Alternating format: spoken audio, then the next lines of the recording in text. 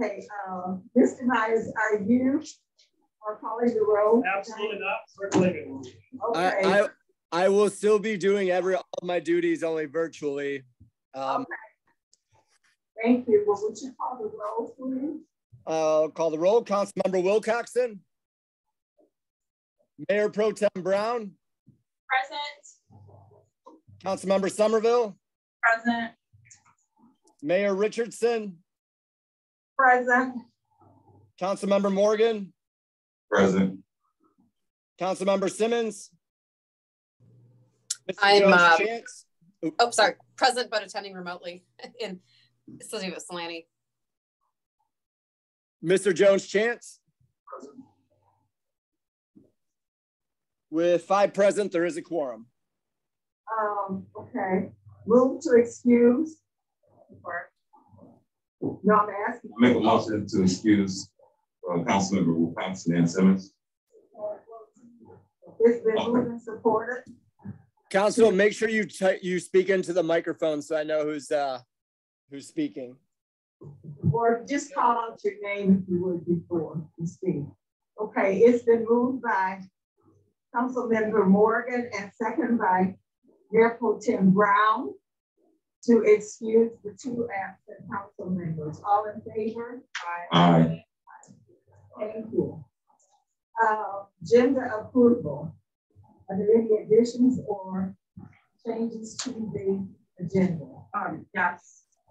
I would like to move to add a resolution to temporarily suspend non-statute boards and commissions due to the current transmission rates in Washington County. I'll support that. Okay, it's been moved and second to suspend all commission meetings. And it's been seconded. Any questions or comments? Council, if I could have a clarifying question, is that all advisory boards and commissions or all boards and commissions? I said all non-statute boards and commissions. Okay. All non-staff. Non-statute, so that would be like sustainability, arts commission, police advisory, They do have a staff person present. They all are. No, statute. So the only ones that would still meet are the ones required by law. Okay, so would you be willing to change your motion to say all required commissions? So I said, Andrew, is non-statute okay? I would say, to simplify it, just say all advisory boards and commissions suspend Okay. them. Okay, so I move to add resolution to temporarily suspend all advisory boards and commissions due to the current transmission rates in Washington County. Still support. It's been supported, moved and supported. Is there any discussion on this? So is this is to add it to talking to the microphone, please. So I'm asking, this is to add this to the agenda, not to discuss the motion right now. Yes, to add to the agenda after item B. No, but I was asking about adding it. There's still the motion. Someone could object to it. Okay. All in favor of adding that resolution? Or do we have to vote on that, Andrew? Yes, you should vote to amend the agenda. Okay. And that can be a voice vote. Voice vote. All in favor of amending the agenda? Aye. I also have one more amendment. Yeah, so I also move to remove sections 11, 12, 13, 14, and 15 from tonight's agenda. Support.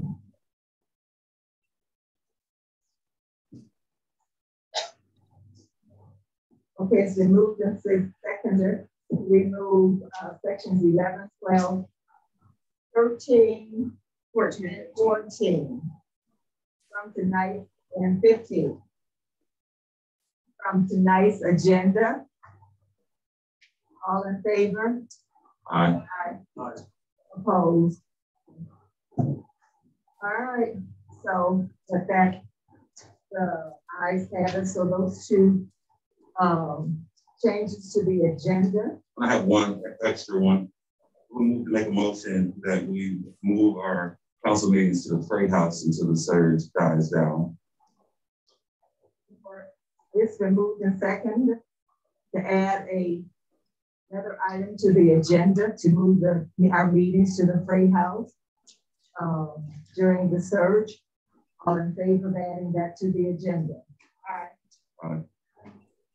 Aye. I hear 1, 2, 3. I heard 3 ayes. Aye. Okay, but you're gonna have to speak into the mic because we can't hear you otherwise. Thank you. Okay, so that's added to the agenda. Our agenda keeps getting longer and longer for an agenda that we're trying to shorten. Okay,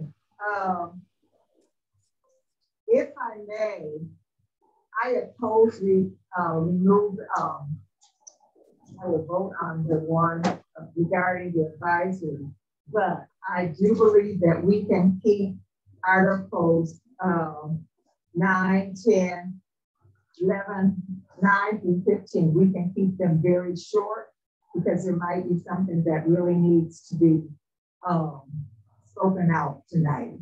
So this is our first meeting of the new year, and we haven't had a meeting since the middle of December. So there might be something that the city manager might need to speak to us, or a council person might have something that is thoroughly, extremely important. I would like to see those stay on simply because we can make those, short, but we still have to do council business. I know we'd all rather not be here in person for this, but so that will be Question for point of order. Did we already vote to remove those items?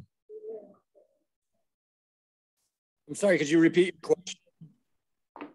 As a point of order, didn't we already vote to remove those items and make the necessary changes to the agenda? Did you vote on the agenda as amended? no. So that vote should happen now. Gotcha. Can you repeat? The agenda is being amended by the following motions. A resolution has been added to suspend temporary advisory bodies. An amendment to the agenda to remove sections 11, 12, 13, 14, and 15. And then agenda item to discuss and potentially vote to move council meetings to the Freight House until the surge subsides. Move to approve the agenda as amended. It's been moved and second to approve the agenda as amended. All in favor? Aye. Aye. Aye. Okay. Moving on, we have a resolution. Oh, wow. I forgot to do that. Sorry about that. This is a short resolution.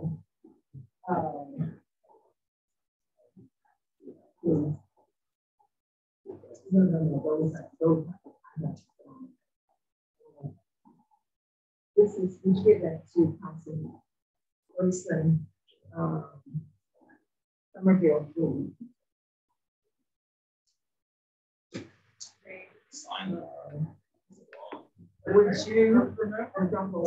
Would you take that resolution, please?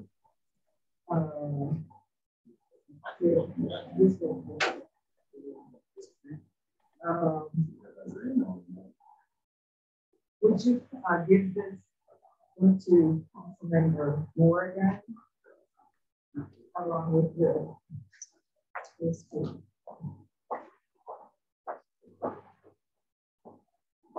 And would you pass them?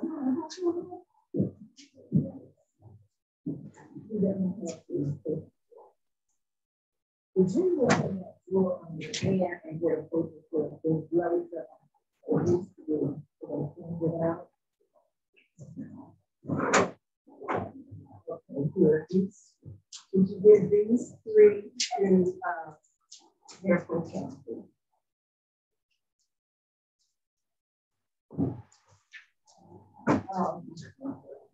That one to Councilmember Somerville. That's right. Councilmember Somerville.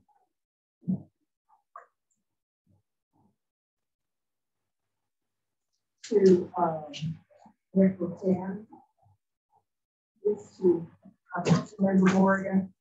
I have another resolution for you.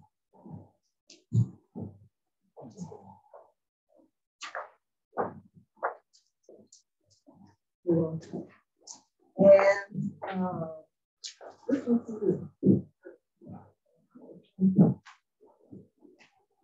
okay, moving on, and I do apologize for that delay. Gosh, actually, we have two firsts tonight. This is the first meeting as mayor that I had in the chamber, and actually as conducting the meeting. As you know, we the purpose of the meeting on Tuesday. And it's also Council Member Ryan Jones Chance's first meeting in the chamber. So, well, we're now, that brings us to resolution, and Councilwoman Somerville, would you please read resolution 2022-001A3? Resolution number 2022-001A, resolution to require all in-person attendees at City Council meetings to wear masks, and will the rest be read into the record. Or It's been supported. Any discussion on this agenda? Item. will the Your city, hand up. Okay, yeah. not yet, but will the city be providing the mask for the workers, the type of mask that we require here from the CDC? Will we be providing them? Like these are masks that we got from here? The masks that I gave you earlier were masks that I got from the county. Okay. The city has, and they're out there on the table now. Okay. The city has been distributing and using for people that are coming in. They've been using surgical masks. So, any other questions? Any other discussion? Yes, Mayor Pro Tem. Councilmember Will Carson has his hand up there. Okay, I'm not seeing. Yeah, it's really small, honestly, so it's gonna be hard for folks to see. It's in the Thank you, Brenda. Okay, it's in the upper. No, that's that. Okay. Yeah, I didn't recognize. Okay, Councilmember Will Carson. Thank you, Mayor. In reading through this resolution, I realize I can't vote on this tonight since I'm not there. But the provision for having an area in City Hall where unmasked persons can view and comment, I'm kind of curious as to how that's going to work. Will there be a microphone downstairs? And I'm not sure why that is included in there. I mean, some people, have provisions for that, but I mean, if we're going to allow just anybody to walk in the door without a mask, without any idea what their history is, that seems like this resolution then becomes useless. So I'm wondering what the provisions are for that in terms of, and for contact tracing as a result of those participants being in the building. Councilmember Somerville, as the author of the resolution, would you like to? Yeah, what you have in mind. To my understanding, we can't prevent somebody from attending a council meeting by not wearing a mask. We have to provide an area for them to be in to access the meeting just as anyone else. Correct me if I'm wrong, Andrew. It would be a violation of OMA. That's correct. The city cannot not allow anyone to come in and view the meeting. We also cannot require anyone to give us their name or address for the purposes of a meeting. So contact tracing would be difficult. So where would this area be? I'm assuming it's downstairs in the conference room. It would be, most likely it would be in the meeting room downstairs. We'd be able to set up a space for individuals to view the meeting. Making comment is another difficulty. What we could do is a free computer there, and then they could be able to make comment virtually.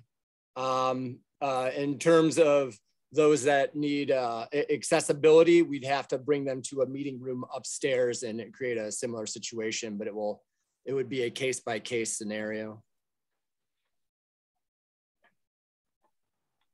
Any other questions or comments on this particular item?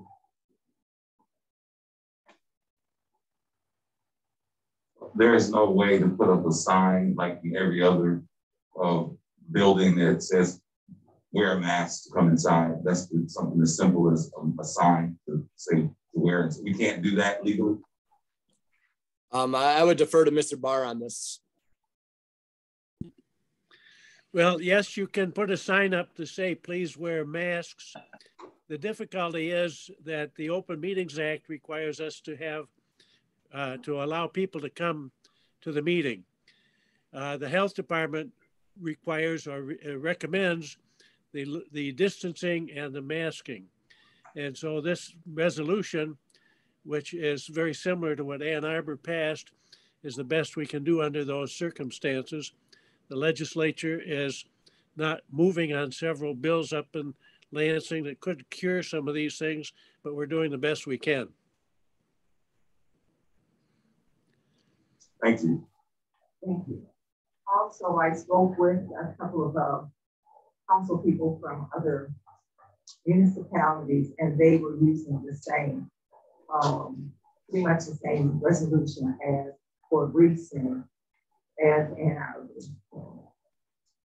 Any other further questions or discussion?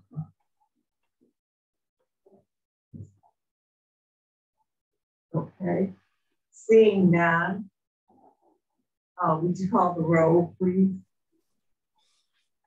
Mayor Pro Tem Brown? Yes. Councilmember Somerville? Yes. Mayor Richardson? Yes. Councilmember Morgan? Yes. Mr. Jones-Chance? Yes. With 5 yes and 2 absent, the motion carries. Thank you.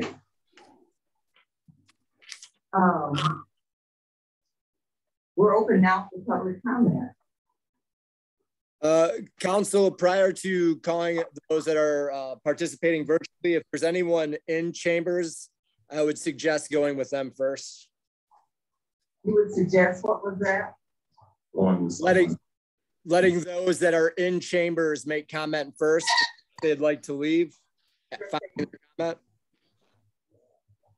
Okay, first on the list is Kyle. Hey, Mr. Hunter, how you doing? I'll see you. Good to see you. Also, everybody in Zoom land.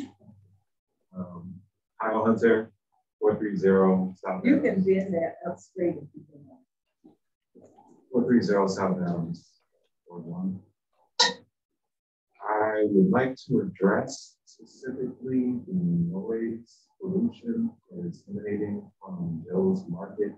Not specifically the market itself, but the patrons who park in the parking lot and play music loudly.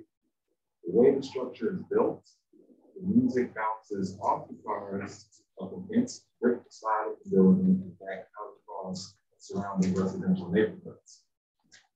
And as far as I know, viewing the ordinance against dealing with sound here, section 42-101, states that no person shall conduct or permit any activity that produces a dB, which is a unit of sound, beyond that person's property line or property upon which that person is situated, exceeding the level specified in the table, and the use of property receiving the sound, residential speaking, it cannot exceed 61 dB.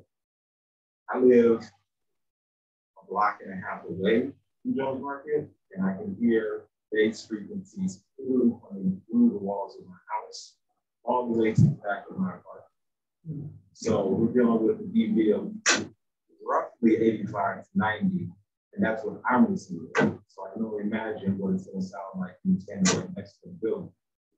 So, long story short, what I would like the council to do is to hold that business specifically accountable for noise that is coming from their property. We've already spoken with the code enforcement office. They feel like they can't really do much about it without getting the police involved. And that's an option that I would like to avoid as much as possible while I'm bringing it to the council's attention. Thank you very much. Thank you. Thank you. Samantha, is that Matthew? Mayhew. Okay, well, this is my first time doing this here. So, oh, okay. Welcome. Thank you. So my name is Samantha Mayhew. I am a child in Ward 1. I am seconding his request about the noise coming from this business, Joe's Market Liquor Store. The way that the bass hits our apartment is affecting our nervous system negatively on a daily basis. This business is open 9 a.m. to midnight most days. Sometimes they stay open until 1 a.m.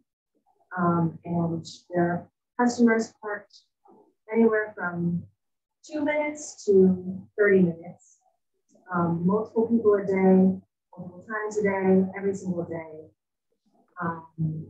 And it is quite viscerally disturbing.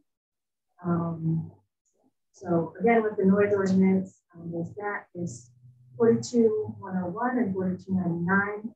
I believe this business patrons are violating. And when we went to the code enforcement office, we were informed that if the police were to be involved, that all that they would do is issue a warning and then a fine if they get another complaint. So I want to make sure that that is all that happens if they do get involved. Yes, we'd like to hold this business accountable for the noise that they're creating in this residential neighborhood. Thank you. Thank you. Thanks so much. Those are the only that people hear in person. Is there anyone online for Linda that would like to comment? Council, Justin Harper has their hand raised. I'll allow them to speak now. You have 3 minutes to address council. All right, hello everyone. I'd just like to read off on behalf of Human Relations Commission. It says, my name is Justin Harper. I'm originally from Ann Arbor, but have resided in Ypsilanti Township and Ypsilanti City for about 20 years and currently living in Ward 2. I just want to start off and say it is certainly an honor to be mentioned to serve on such an important body of work. I want to thank the Mayor Lois Richardson for thinking of me, especially because the mission of the commission is consistent with my beliefs and values. A mutual understanding, respect, and appreciation of cultural differences and inequities is essential if we are going to live harmoniously in the city of Ypsilanti. I am committed to pursuing that goal, and as a member of the commission, I will have the opportunity to do so. Again, I want to express my gratitude to you all just to possibly have the opportunity to carry out the important work of this commission. Thank you. Thank you, Mr. Harper.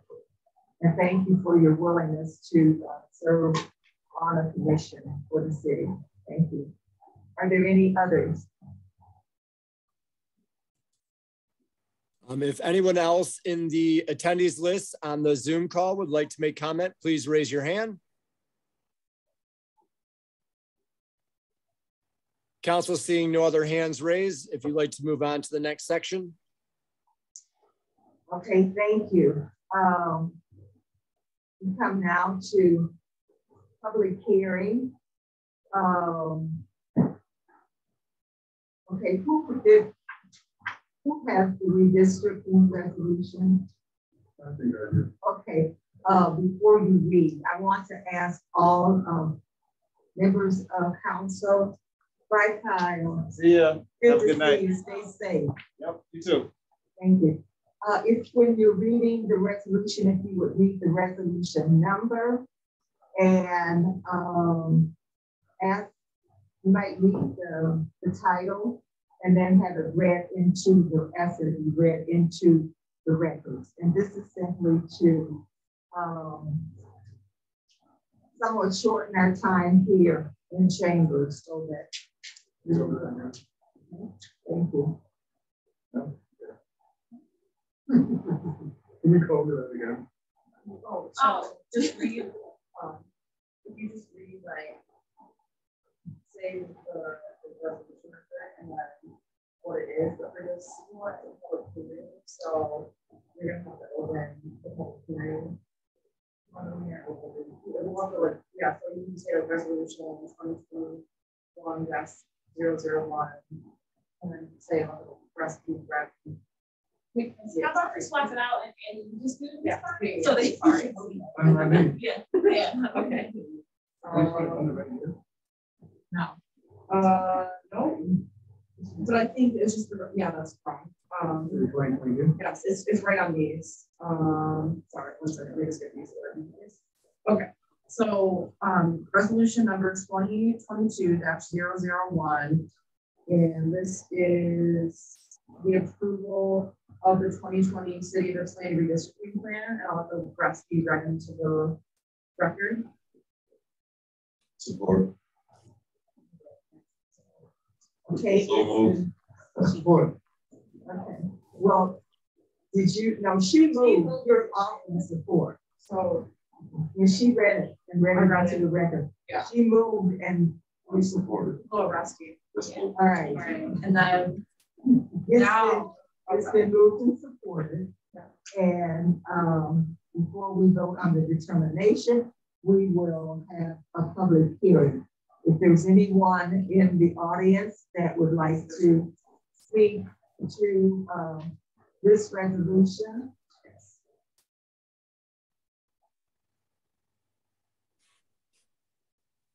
Council, I'm not seeing anyone in the attendees list with their hand raised. Anyone in council chambers with their hand raised? No, we have no one in council chambers. So. Okay. I believe you can move forward. Sorry. Okay, seeing that there's no one for public hearing, Council Member Somerville, would you please read the resolution closing the public hearing? resolution number 2022-002 to close the public hearing. Is there a second? Support. Okay, it's been moved and supported that the public hearing be closed. Do you need a roll call on that, or can we have a voice vote? That's a voice vote, Mayor. Okay, all in favor of closing the public hearing? Aye. Aye. Okay, the public hearing is closed. We will now address the determination of the resolution. And it is approval of the this should be, does this go back to 20? It said reads approval of the 2020 city. It is, Council, it is the plan based off the 2020 census results. So it's just the title. This is a presentation I gave some time ago to council. The Election Commission held 3 public meetings, each with its own public hearing, presented the presentation, and on the 3rd meeting, the Election Commission did adopt the plan as originally presented to council. So there is no change. There'll be one, the southernmost census tract from 2-4 would be moving to 3-1. And then the 2 southwesternmost tracts in 3-1 will be moving to 3-3. Okay, thank you. Okay, any discussion on the redistricting plan? Okay, seeing none, would you call the roll, please? Councilmember Somerville? Yes. Mayor Richardson, Yes. Councilmember Morgan, Yes. Mr. Jones Chance, Yes. Mayor Pro Tem Brown. Yes. Motion carries with 5 yes and 2 absent. Thank you. Next item is ordinance on first reading. And someone has ordinance number 1384. And it's a resolution number 2022-003. Please read it.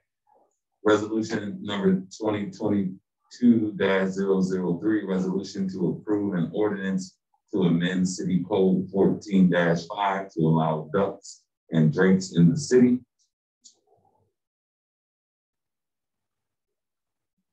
And I so move. So move made the rest of the read into the record. Thank you. You're supporting by, it was moved by Councilmember Morgan and supported by Mayor Pro Tem Brown. There any we would like to open the public hearing at this time. Do we have anyone in the audience to address this? Council, there's an individual on the attendees list with their hand raised, Matt Korovisis. I apologize if I mispronounced your name. I will allow them to speak now. You have 3 minutes to address council. Thank you. Hi there. Yeah, thank you all. My name is Matt, along with my partner, Megan. We reached out to a few council members, including Councilmember Steve Wilcoxon, who discussed this a lot with us. Just wanted to say thanks for taking this into consideration, and thanks for your work, Councilmember Steve. We really appreciate that. And yeah, just happy to see it being discussed. Thank you.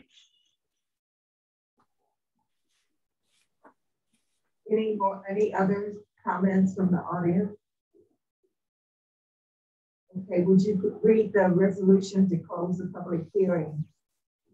Councilman Moore.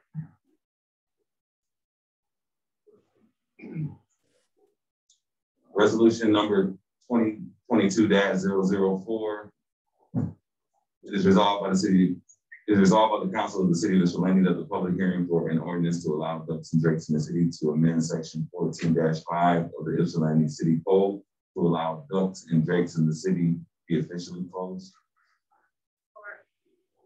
It's been moved and supported to close the public hearing. All in favor? Aye. All right, the public hearing is closed. Is there any discussion?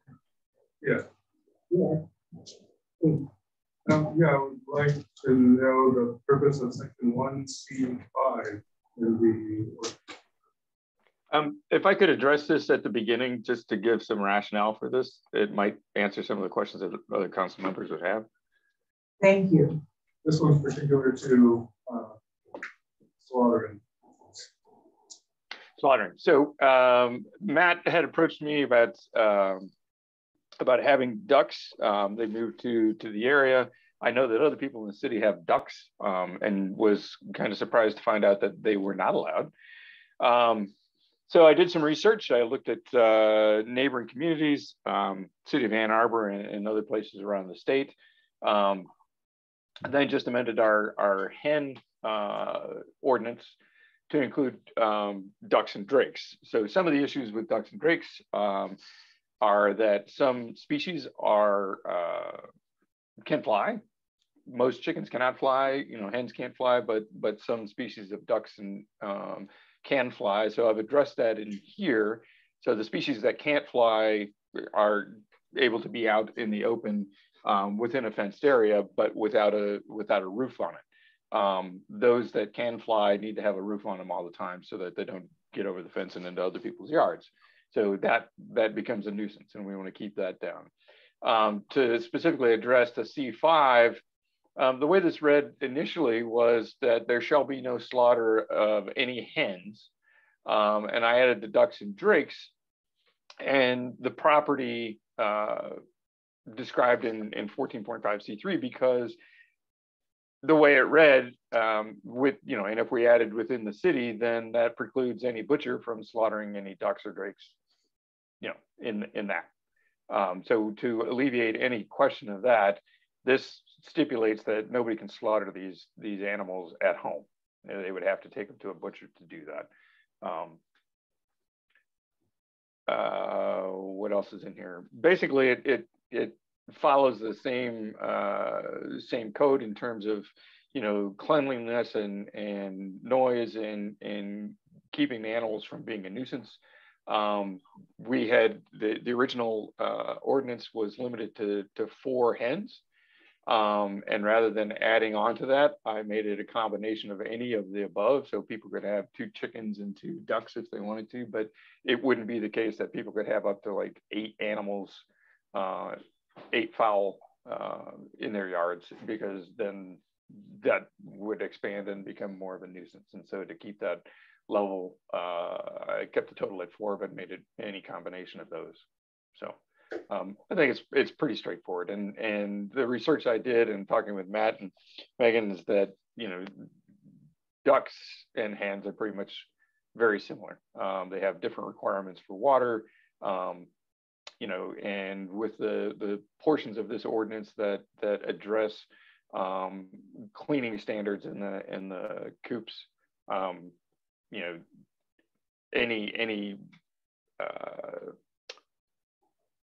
animals that are unclean and present a nuisance will present a nuisance and can be enforced under that part of the ordinance. So.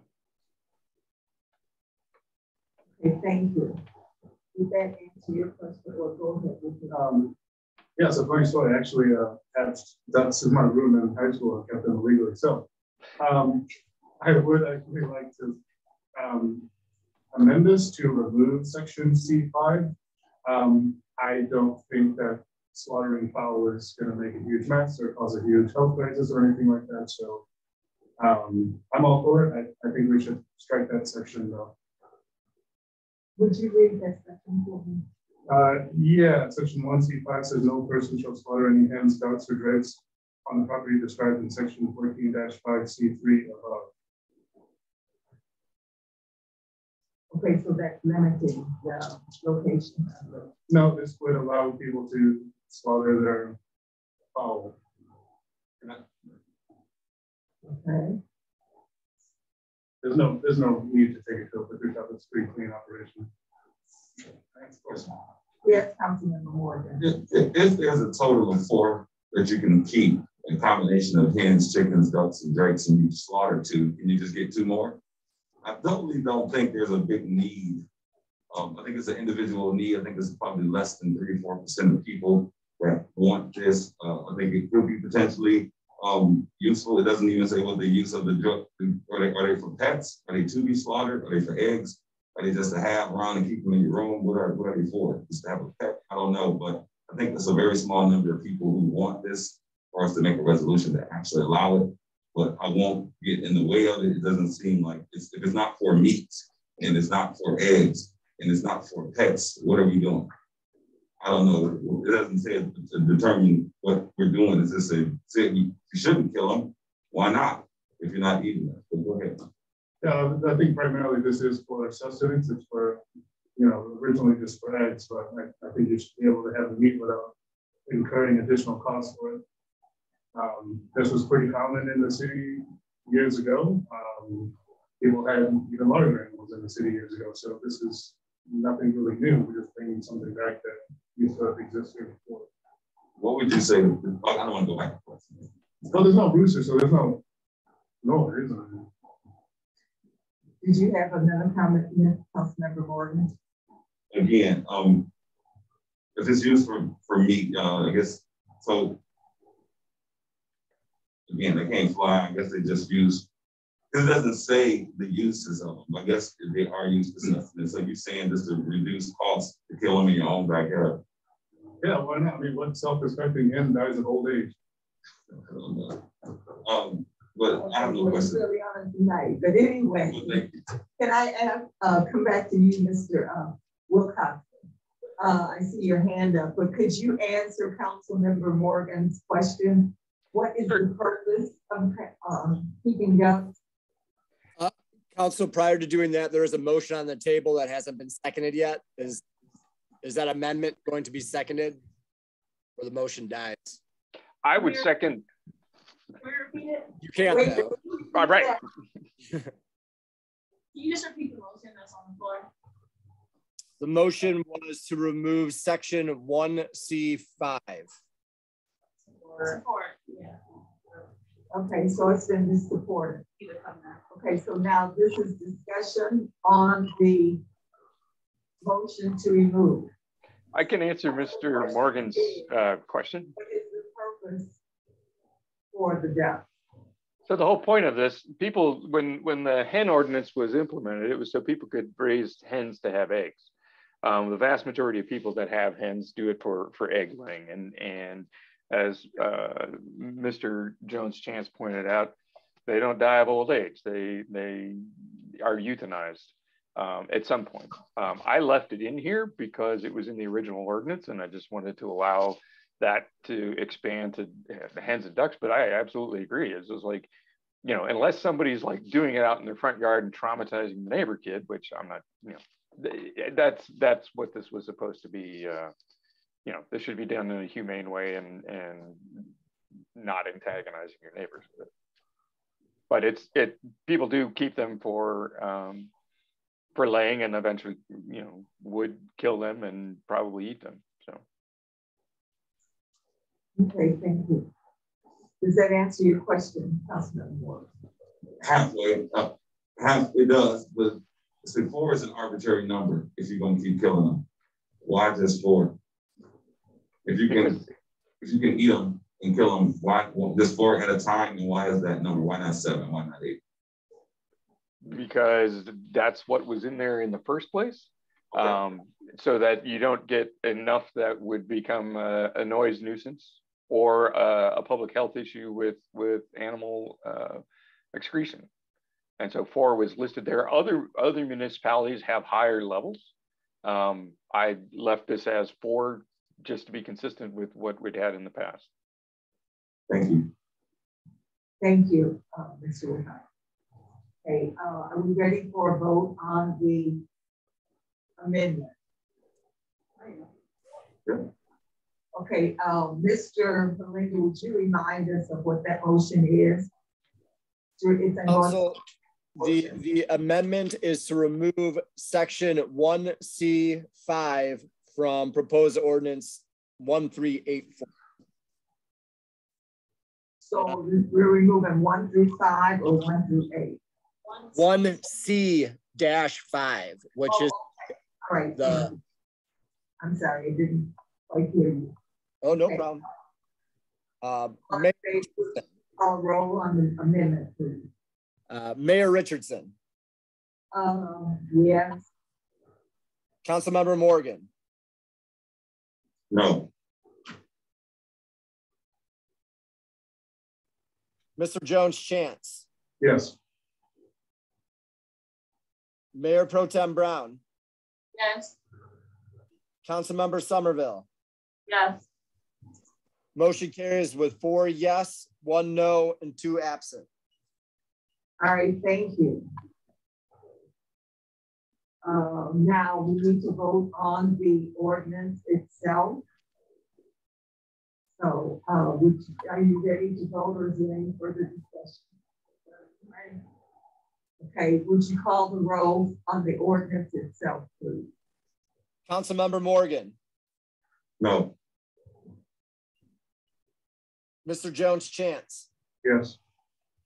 Mayor Pro Tem Brown. Yes. Councilmember Somerville. Yes. Mayor Richardson. Yes. Motion carries with 4 yes, 1 no, and 2 absent. Thank you. Thank you. Thank you. Therefore, Tim, I believe you have the consent agenda. I do.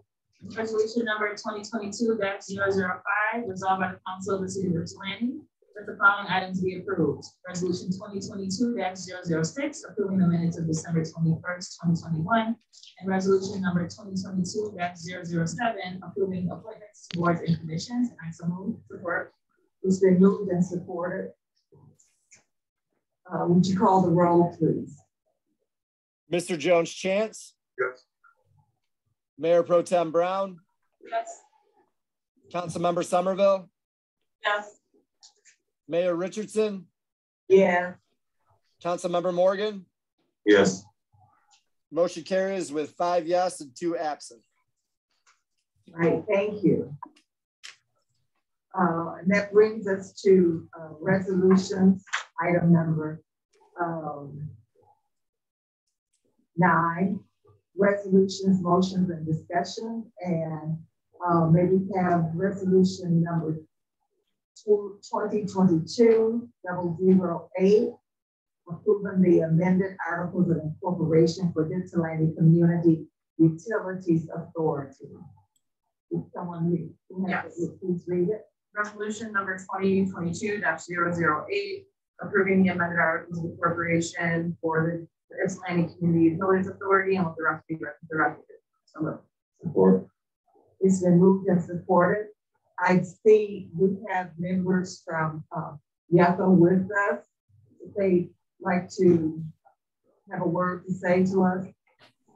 Council, yes, the Ypsilanti representatives on the Yucca board, Mike Beaudry and John Ichesco, are here, and newly appointed Yucca director, Luke Blackwell, I believe, is here to make a presentation. Blackburn. Sorry about that.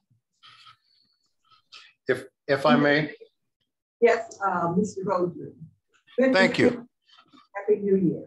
Happy New Year to you, Madam Mayor. And thank you, Madam Mayor and Madam Mayor Pro Tem and members of council.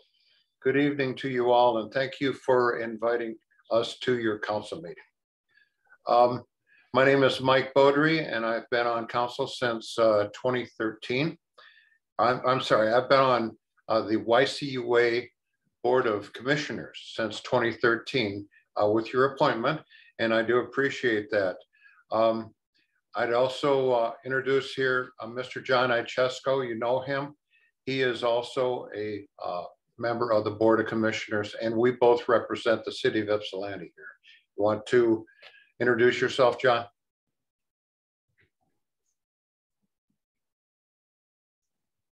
You have to unmute. All right. Okay, go ahead. Okay, well, thank you, Mike. Good evening, council. Thank you. Some of you may remember me as a former fire chief, but I've been on the YCUA board and appreciate being appointed and reappointed from this board. Thank you very much. Thank you. Yes. So our former director, Mr. Jeffrey Castro, spent 35 years or more of his life serving the people of the Ypsilanti Community Utilities and the authority there, and serving the general public. And he, for the last more than 10 years, was our director there. And he announced to us in August that he was going to retire. So he gave us plenty of time to find a replacement for himself. We conducted a thorough search and vetting of people. We had interviews, public interviews, and we came up with a unanimous vote of Mr. Luther Blackburn. We call him Luke. He goes by Luke pretty much. Luke came back to us after having served on Great Lakes Water Authority after he left us at one time. He was our waste director of waste operations in our authority. And then he went to Great Lakes Water Authority and served them for a while. But when he found out that Jeff was going to retire, we were lucky to be able to lure him back to our community. He is a resident of Ypsilanti Township, and we're glad to have him back with us. I think he's going to make a great addition to the YCUA and carry on with Jeff's good directions. So in that respect, we have found a couple of things in the Articles of Incorporation that we would like to amend and get get fixed up. So I will let Luke take over, and I'll introduce him to you. Please take it. Thank you, Commissioner Beaudry and Commissioner Ijeszko. I appreciate the welcome. It's an absolute pleasure to be back with the utility and serve the city and township of Ypsilanti. So thank you for this opportunity. I look forward to it. In regards to Mr. Beaudry's notification regarding the Articles of Incorporation, those are the founding documents which were adopted for the development of YCUA in 1974. The Board of Commissioners has expressed an interest to increase the stipend which they receive for their attendance at monthly board meetings. Article 7 of the Articles of Incorporation provides that each commissioner shall be paid the sum of $50 for attending those meetings, not to exceed 12 per year. The attached proposed amendment includes a provision to allow the YCUA board to approve all future pay increases by resolution, so that the Articles of Incorporation do not have to be amended each time there is a proposed pay increase. The proposed amendment would require a unanimous vote of the YCUA board. The YCUA board did approve this amendment at the regular meeting on December 15th of last year. The proposed amendment does require adoption by the city of Ypsilanti along with the township of Ypsilanti. And if approved, the amendment would need to be published in the Washtenaw County Legal News, along with copies filed with the Secretary of State and Washtenaw County. I welcome any questions or comments regarding this resolution.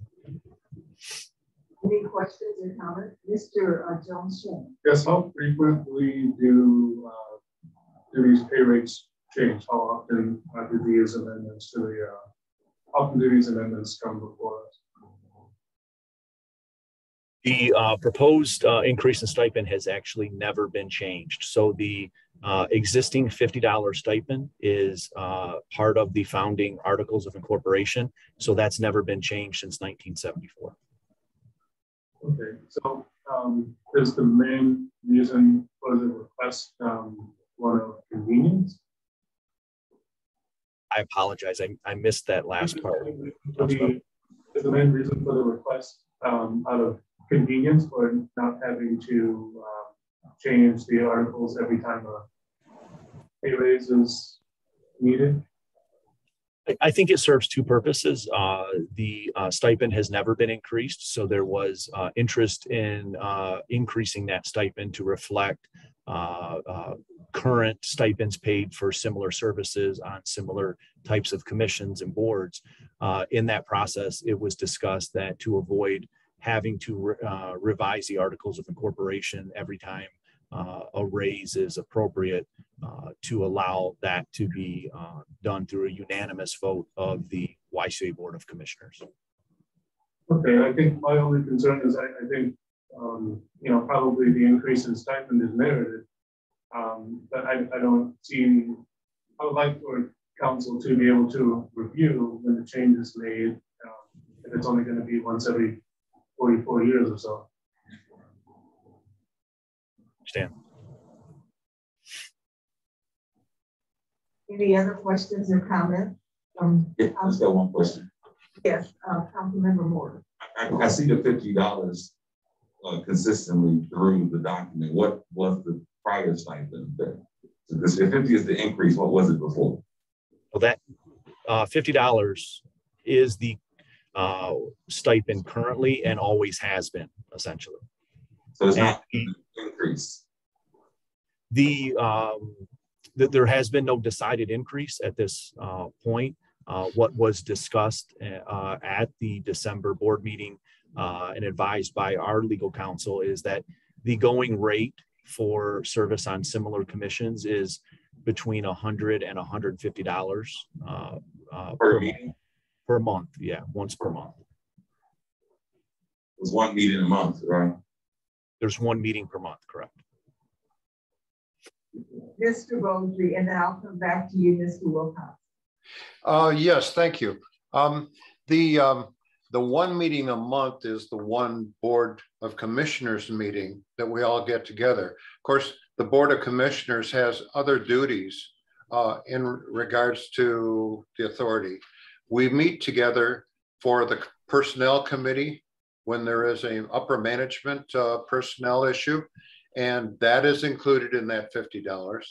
We meet together when there is other separate committees within there that's all covered in the $50.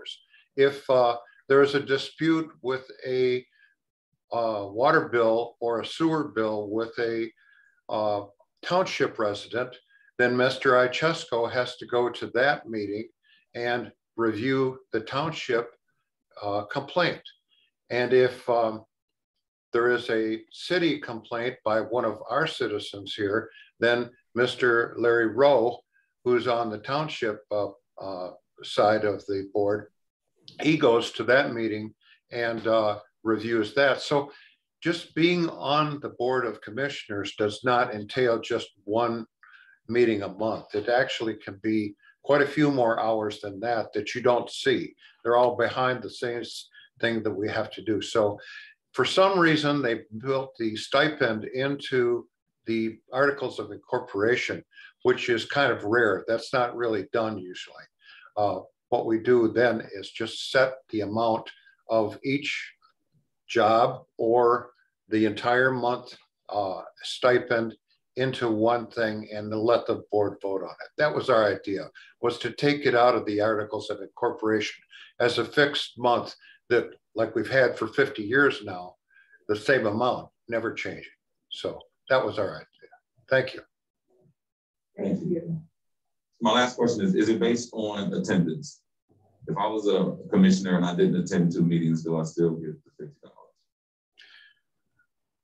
If you don't attend, normally you don't get paid, I believe. But I'd have to check. I believe, Luke, is that the truth? That is, Commissioner Beaudry, that is my understanding, is if you do not attend the monthly board meeting, then you're not paid the stipends. Even if you did the additional work with the finance or personnel committee. Right. No, that's correct. You have to go to the meeting. Thank you. All right, thank you. Mr. Wilcox. Thank you, Mayor. So there's 2 issues here that I want to separate. One is that we're still paying these people what they got paid in 1974. And that seems a little ridiculous. And that's fine. I understand that should be on par with other commissions, and people put a lot of time into this, and there's consequence for what they do. The second issue is having this, being able to change this without any review by City Council or by Ypsilanti Township before it happens. So as it stands, if everybody got together and said, hey, we're going to pay ourselves $20,000, then they could do that without any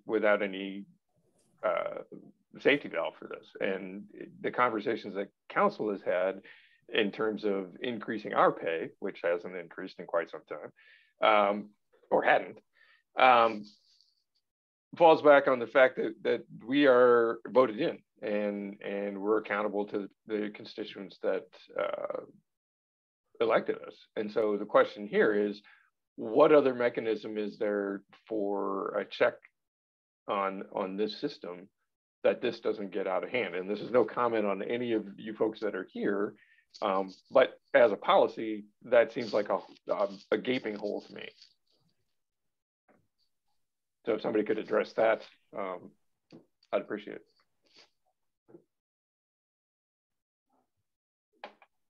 I'm only familiar. I mean, typically this would require, again, approval, unanimous vote of the YCA Board of Commissioners, which are appointed by the city and township. So there is that process of, accountability through their respective communities. My personal experience with the YCA Board of Commissioners are that they've always operated in the utmost integrity, and that this is, again, I think just the timing of this shows that most members that are appointed to this are serving the greater good of the community. And I think the intent was really just to avoid future pay increases requiring 3 different board approvals, but not to really avoid the accountability.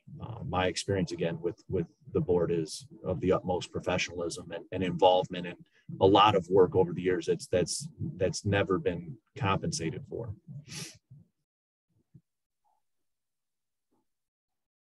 Any other questions or comments from council? Mr. Johnson. Yeah, authorities are sort of unique in their power and our limitations to oversight as it is. And so, I believe the pay should be increased. And I'm not even opposed to the idea of decoupling the decision from the articles themselves. So is there a way that we can decouple from the articles the stipend increases? You'll still have your unanimous board approval, but then just add a second step where we in the township can, approve that as well. So that speeds up the process. It decouples it from the article. You don't have to amend those every time, and also still, I think, satisfies our desire not to lose oversight. Would someone like to address that? I did not hear all of the comments. I heard the decoupling of the stipend from the articles of incorporation. So that's essentially what the amendment is proposing. I heard an additional comment about maintaining a review or approval process. Is it the comment would be that we would bring it back to city council for any future stipend increases? Is that the comment? That's right. So that way it's apart from the articles, but we still have some oversight. I'm not suggesting that, the board is full of, a bunch of like committee of Robert Moses or something like that. But, I think in the future, we don't know who's going to be on the board. And I think it's appropriate that we have some oversight. I understand. I understand the concern. Again, I think this was just developed for based upon the information we had at the time and similar to other commissions. I can speak to the best of my knowledge, the way the Great Lakes Water Authority functions. And those appointed members, you do approve, the pay increases for that group, for that board. Would you be willing to come back with something like I suggested? I apologize. That did not come through clear to me. Would you be willing to come back with something like I suggested? He's asking if you would be willing to take his comments and back to the commission and come back with a recommendation in line with his suggestion. Definitely, if that's it, I welcome Commissioner Beaudry to speak, but if that's the interest of the council, definitely. Mr. Beaudry. Yes, thank you. I would like a comparison. It's not as though we want to do this all behind the city council's back or the township board of commissioners back and have these pay increases just increase and increase and increase. We're not looking for that. We're just trying to get some adjustments here. But I don't know that the Great Lakes Water Authority takes pay increases for their commissioners to all of the communities that they deal with. That would mean a whole lot of communities would have to go through a review process for every pay increase that those commissioners got. That would be rather cumbersome considering how many communities there are that use the Great Lakes Water Authority. So I don't think we can draw comparisons between us and a large place like that. But I don't know. Right now, we've drawn up a amendment to the articles, basically just removing it. If you're saying that you'd like to throw another amendment in there that says that it has to go before the City of Ypsilanti Council and the Township of Ypsilanti Board of Commissioners, or Board of Supervisors, I'm sorry, Board of Supervisors for them, then we'd have to rewrite it. Basically, that's as, would that be your thoughts too, Lou? Yes, I think I do not see any concern with, we could revise the language to essentially remove it from the Articles of Incorporation so that we don't have to revise those every time a stipend increase is considered. But that altered language, the amended language, could include that any changes in stipend would have to be approved by resolution for the member communities such as the city and township of Ypsilanti. I would have to consult with legal counsel, but I believe such language could definitely be put together. Of course, that means that this has to go back to the Board of Commissioners of the authority and then be also approved by the Township Board of Supervisors as an amendment to this thing, if that's going to happen too. So we're throwing this out farther into the future. I have a question. Yeah. Did the township already approve this language? Could you repeat that, please? I couldn't. Already approved this language? The Board of Commissioners of the authority has approved this. No, she's asking if the Township Board of Trustees No, the amendment. no, they're meeting next week. The same, they're going to be looking at the same proposal that you're looking at tonight. Okay, thank you. Any other questions or comments? Seeing that, I would just like to say I certainly understand what Mr. Jones-Chan is saying, and not that I'm opposed to the increase. And whereas we have a very loyal and very responsible Yucca board now, that doesn't mean that it will always be that way. And certainly we would not like to see where the board, where you get a board that would just continue to vote in raises without some checkpoint. And I think bringing those votes to for raises back to the Township Board of Trustees and to the City Council, I think would be beneficial. But any other questions or comments? If I could have one final comment here. Sure. We serve at your pleasure. If you decide that you do not like the way that we're serving or the decisions that we make as Board of Commissioners, you certainly have the authority to recall us or not reappoint us. So we can also have that check and balance in there, which we currently have. But I don't think, I don't see that either way is going to be a problem.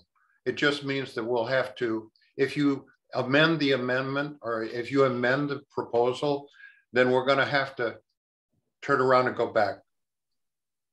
It's going to change everything. Right now, we felt like we were providing an honest change to the thing.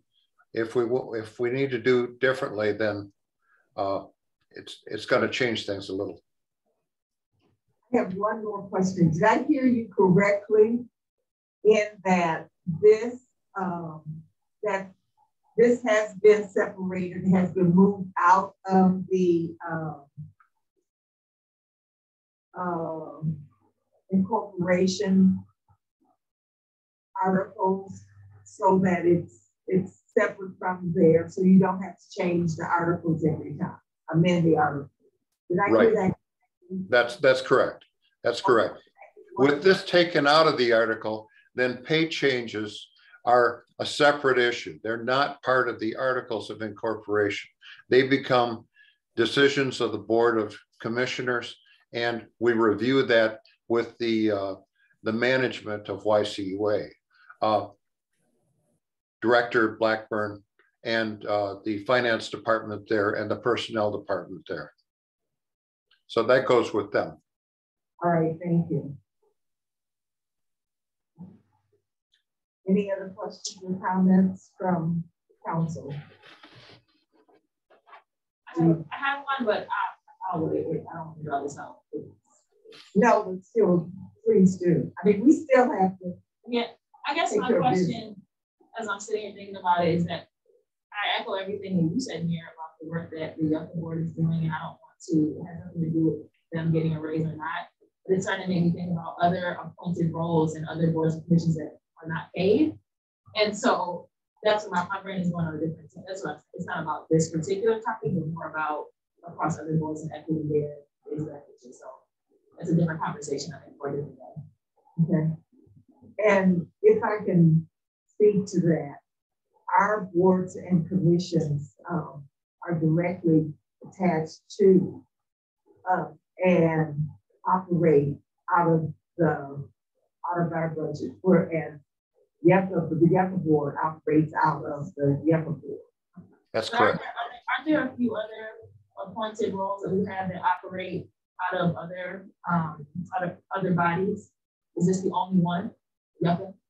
I think that's what I mean. I would like the HRC and things that. Right. I would defer that question to Mr. Halinga. I believe this is the only one that we have.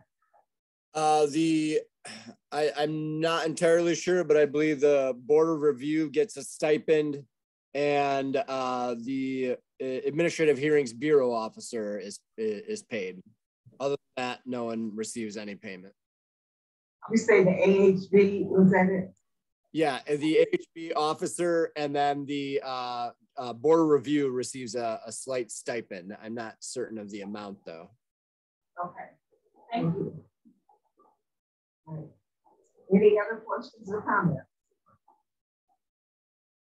Okay, Mr. Halinga, seeing that, would you call the roll, please? So, Council, if you vote to approve this now, you're just approving the Articles of Incorporation as have been submitted. But I will read the roll. Mr. Jones-Chance? Wait, did we vote on, was yours an amendment or was it just conversation? No, I think it sounds like they would come back with changes. So currently, no.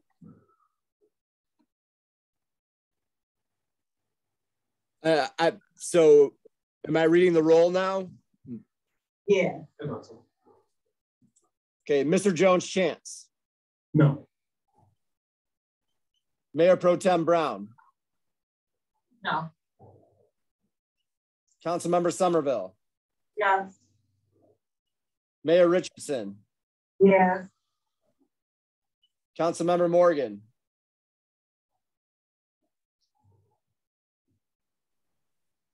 Yes. With 3 yes and 2 no, the motion fails. Okay. You say what now? The motion fails with 3 yes, 2 no. Absent. We had, no, it was 2 no's and 3 yes. Yeah, you need 4 votes in the affirmative in order to pass something. So the motion. All right. Thank you. Well, gentlemen, please, if you would go back and do your drawing board and bring it back before, please. Thank you for coming.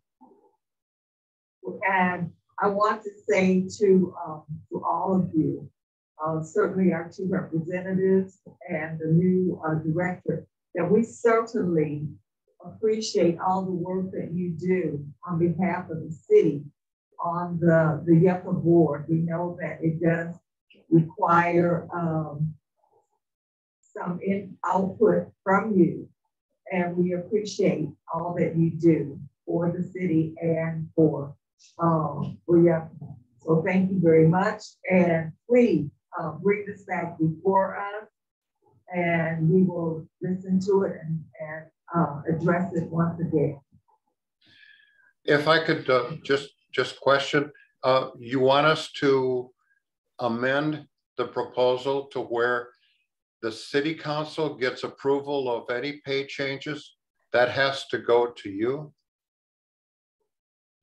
That I guess I'm not understanding what you're asking. That's the separate. Okay, and I believe he said that it is already separated. You said these were already separated from the articles of incorporation. No, they're not. You just turned down the separation.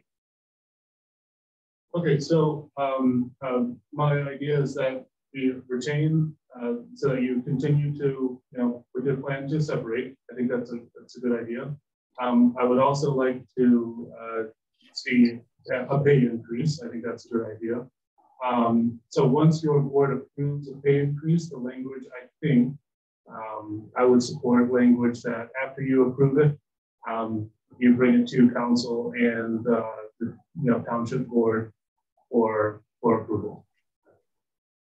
For so everything else is the same except for that, and I hope that the increase is catches you up for the 40 years. I hope it's a big one.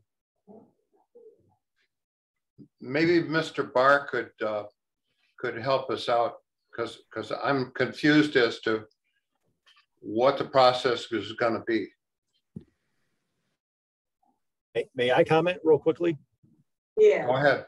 I just want, I'm not a lawyer, but I want to advise council that the way I understand it is if we go back and revise and decouple this from the articles of incorporation, that we will have to come back twice to council. So the first time we come back would be with the revised amendment to decouple it,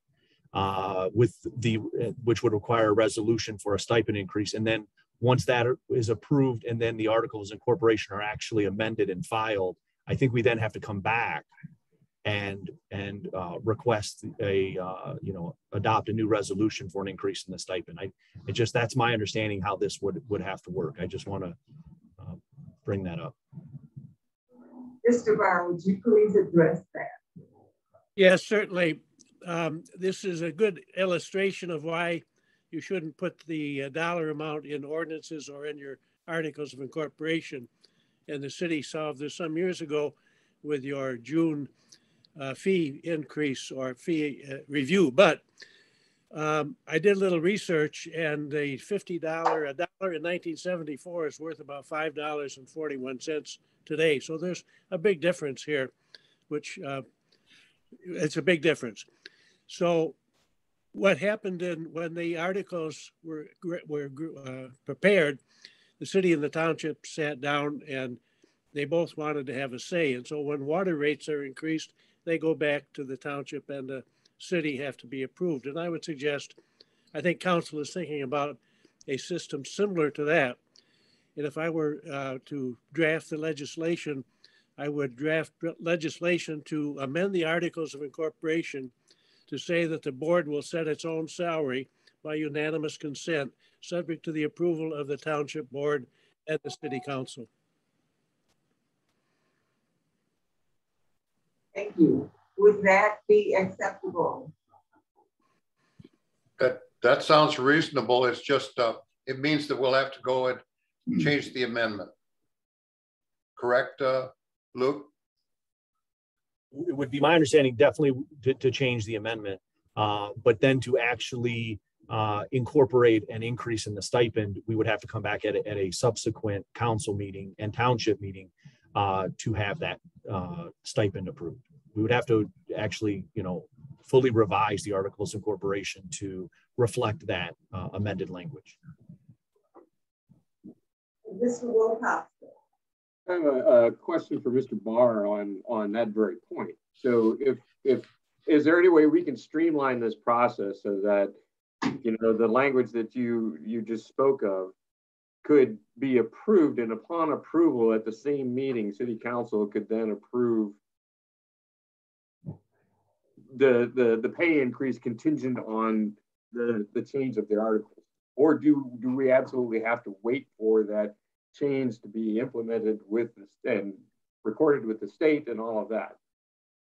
Well, again, if I was doing it, I would recommend that the board pass a resolution to amend the Articles of Incorporation, as I've indicated, and then pass a resolution that the pay be increased to X number of dollars, and then send both of those back to the city and the township at the same time.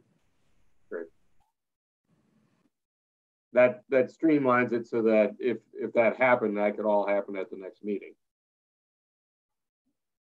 Thank you for that. Thanks. So that would be only one visit that you would have to come back. Yes. But it has to go to the township too. Right. Yeah. Well, this way you have to go to the township also. The way what you're doing right now has to go to the township. Okay, if you're willing to bring it back to it, I think that we, have support. And in case you're curious, that $50 is worth about $240 today. It's about how much today? 240. 50? I think you're going backwards. I think it should be about right, adjusted for inflation, that $50 is the equivalent of 240 today.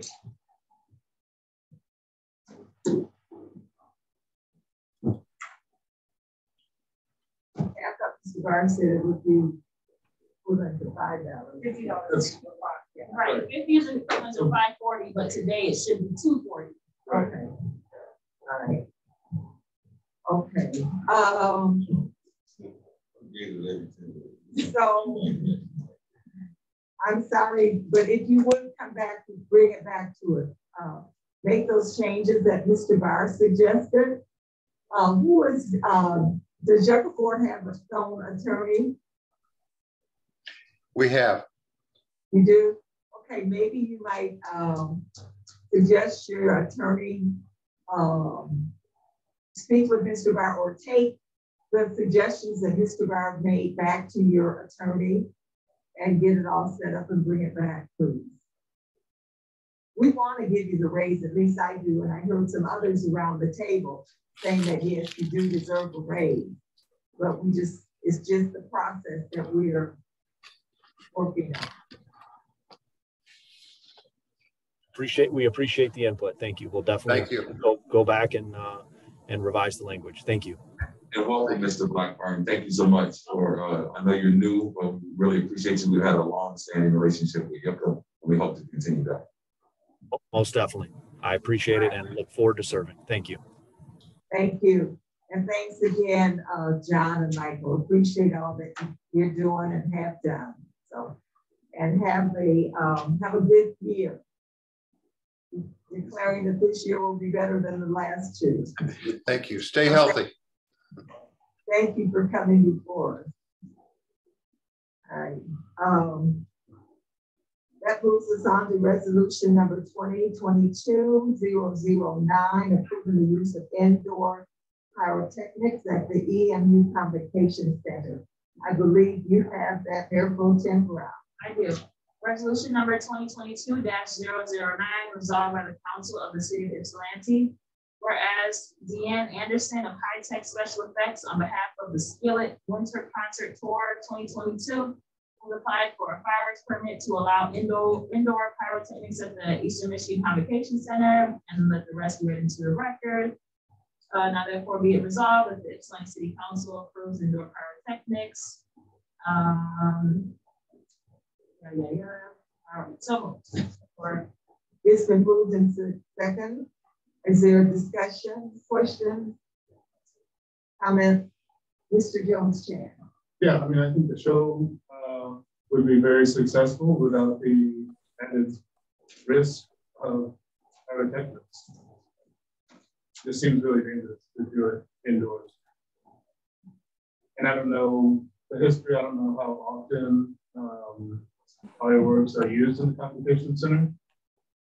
So I don't know how often they've been used successfully. But And I mean, I see they've got the liability insurance here, but it seems unnecessarily dangerous. You know, yeah. Council Fire Chief Hobbs has his hand raised. What was that? Fire Chief Hobbs has his hand raised. Is Fire Chief Hobbs on the screen here with us? Yes, he has his hand raised and would like to address. Oh, okay, I can't see where any hands are. So if you Hello? Hello. Here you can. Hey, Chief. Hi. Before this actually gets done, the day of, the fire marshal and I will inspect pyrotechnics. It's not like pyrotechnics like you're going to see standard outside. Typically, Eastern, the Convocation Center has a history of doing indoor concerts with pyrotechnics, indoor pyrotechnics. They are the only facility so far that's ever requested and we've ever approved. And like I said, the scope of the fireworks is limited. We have to see a demonstration and do an inspection prior to. They have to have a safety watch. Eastern is very familiar with this, and the Convocation Center, they know what's required of them, and they've always met those demands. And so we've never had an issue. We've never had any misstep on their part. And like I said, the day of, when they set up, prior to them actually setting out the pyrotechnics, we will be there and inspect those. I don't know if that helps you or not. Ask a question. Yes, Councilmember Morgan. I want to ask a question. At the demonstration, if we are to approve this now, and at the demonstration, if there's something that you guys know that was not in alignment, do you have the power to shut it down, or does it? Yes, it's contingent upon the inspection. You don't just approve it; it's contingent upon our approval. Okay. After the inspection, we can absolutely shut it down. Thank you. Council, if I may, so if the fire chief and the fire marshal approve that, I sign the permit on behalf of the city council. So I won't sign that permit without their authorization. All right, thank you. So, Mr. Huff, your opinion is that it can be done safely, and in the past, pretty much. Yeah, they have to. There's certain standards, NFPA standards, they have to meet. I can give you a copy of those if you'd like. It's very stringent. It's not like they're just gonna go in there and just blast off fireworks and we're gonna say okay with that. It's mostly like a more like a sparkle show more than anything. Yeah, I mean, I saw it looks like a gospel concert, so I was kind of confused about what they were going to be lighting up, but okay. Yeah, it's not. It's very limited to what they can do inside. Okay. I'm encouraged by the two barriers of checks and balances. If you look at your packet, it's like super thorough. I can't hear you. Can you pull that closer? Yeah. Yeah. No, I think something happened with the signal too. But no, I said the information in the packet is very thorough around all the mechanisms they have in place for safety and the plans for the pyrotechnics. And I think I support this. Any other questions, comments? Councilmember Wilcoxon has his hand up. Okay, Councilmember Wilcoxon. I just wanted to acknowledge that John Chesko, our former fire chief, also had his hand up, and I've been to a lot of metal concerts with my kids, and what goes on inside is completely different. There's never been a problem with the venue sizes.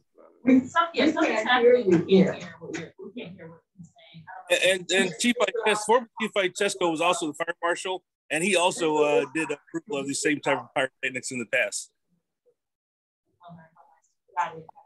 Okay, I missed that because I was asking. We didn't hear what you said this week.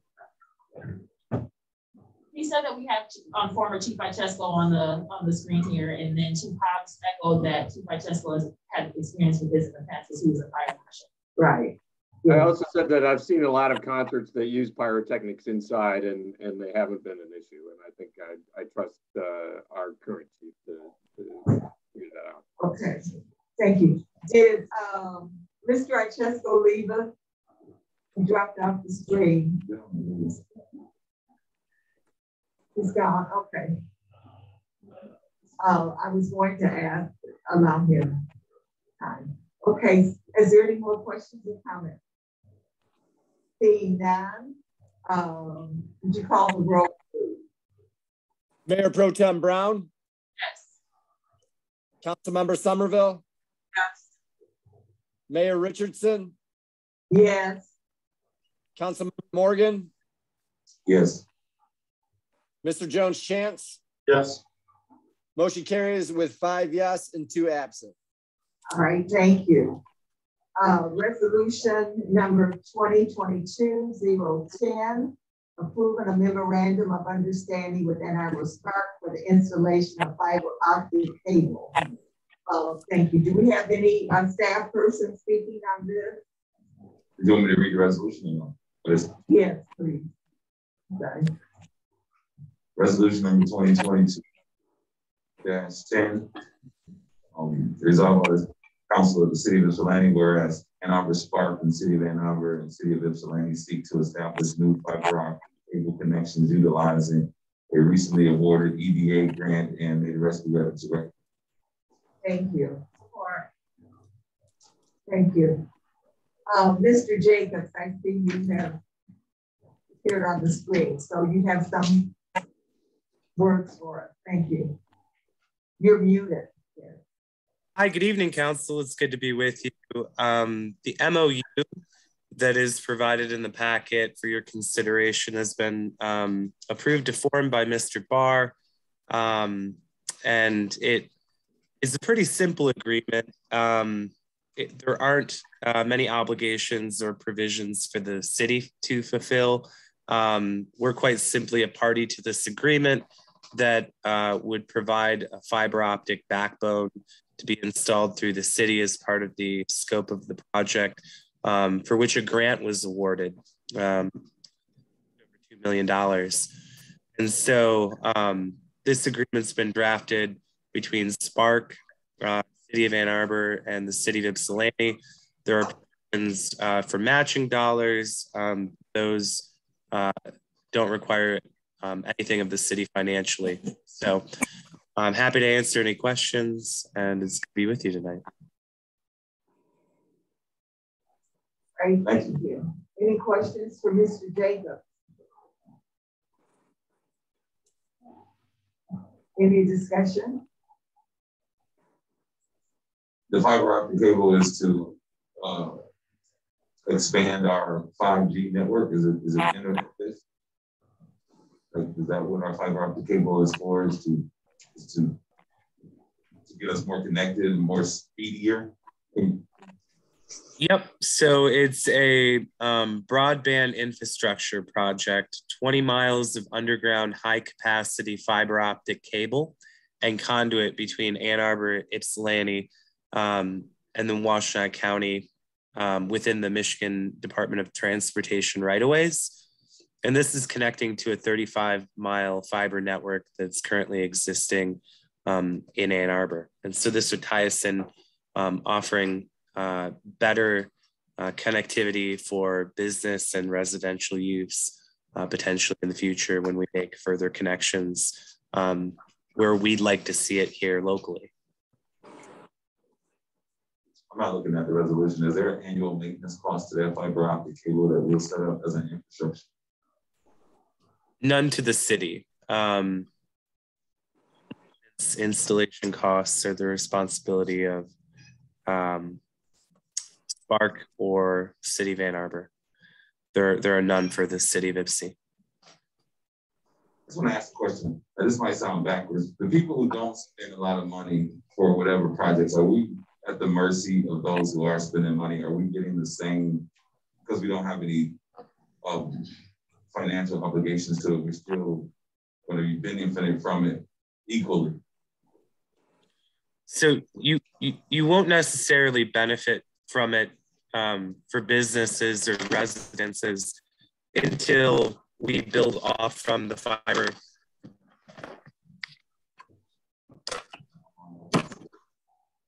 Until we build off from the fiber backbone.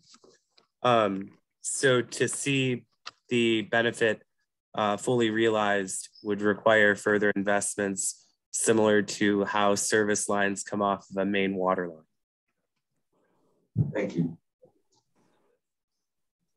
Any other questions or comments for Mr. Jacobs? Any other discussion period? Okay, seeing none, are we ready to vote? Mr. Halinga, would you call the roll, please? Mayor Pro Tem Brown? Yes. Councilmember Somerville? Yes. Mayor Richardson? Yes. Councilmember Morgan? Yes. Mr. Jones Chance? Yes. Motion carries with 5 yes, 2 absent. All right, thank you. Mr. Jones Chance, I believe you have resolution 2022-3. Resolution number 2022-011, acknowledging the Martin Luther King Jr. holiday. Yeah, here that I answer it and raise my hand if I got a question, because I just had to answer some questions. And Is someone saying something to us?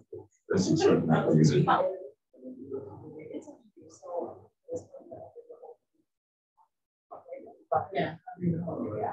Whereas, resolved by the Council of the City of Ypsilanti, whereas Dr. Martin Luther King Jr. changed our nation forever through his leadership, service, and clarity of vision, and whereas Dr. King devoted his life to strengthening the content of the American character and called on our nation to live up to its founding principles of life, liberty, and the pursuit of happiness for all its citizens, and whereas throughout his determination, spirit, and resolve, Dr. King helped lift souls and lead one of the greatest movements for equality and freedom in history.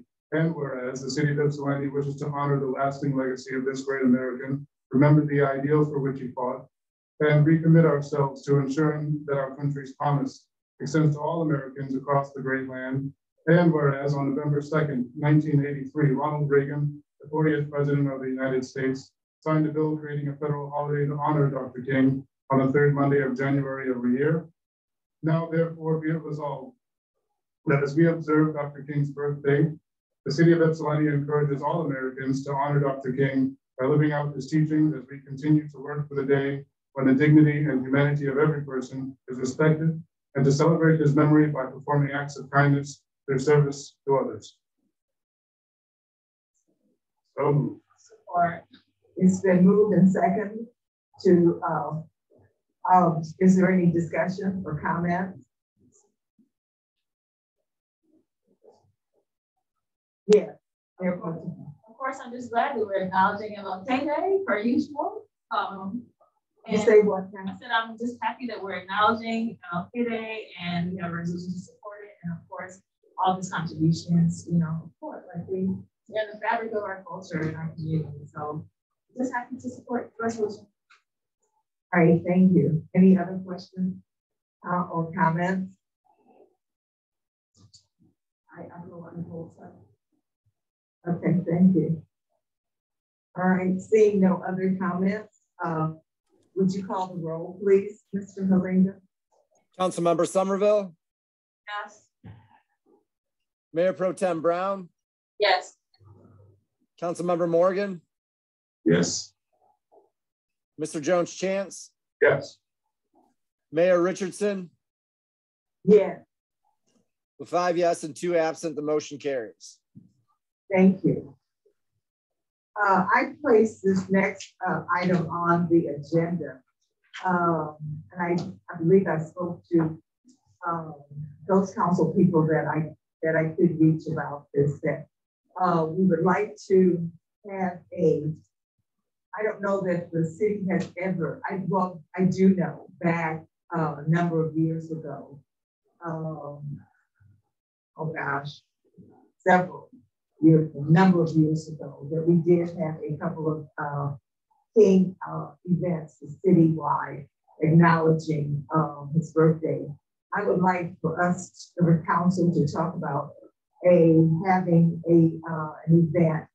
Would be a virtual event sometime during King Week, and it pretty much has been organized, but would like for it to be a city event, where it would be a group of a panel that would discuss civil rights here in the movement back in the 60s when the civil rights movement was in effect across the country, and just talk about the history of the civil rights movement here in the city of Ypsilanti.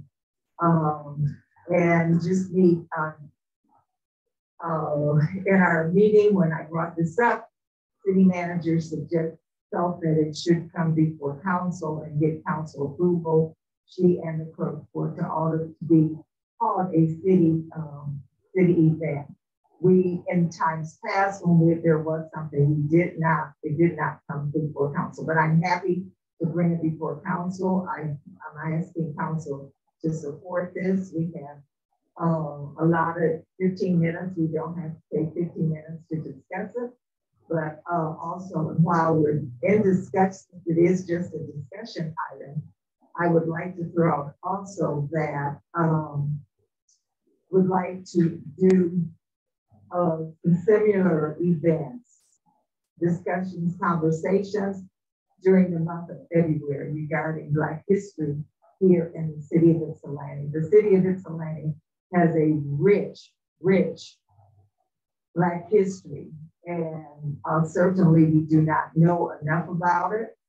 And in light of how across the country in many places, they're trying to stop history as it really was, really wanting to not acknowledge that Black history happened in this country as it did.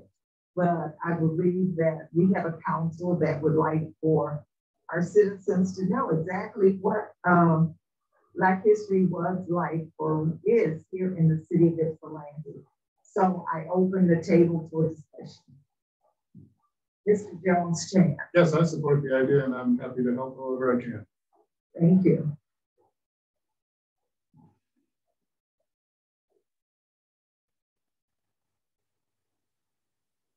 Mr. Morgan.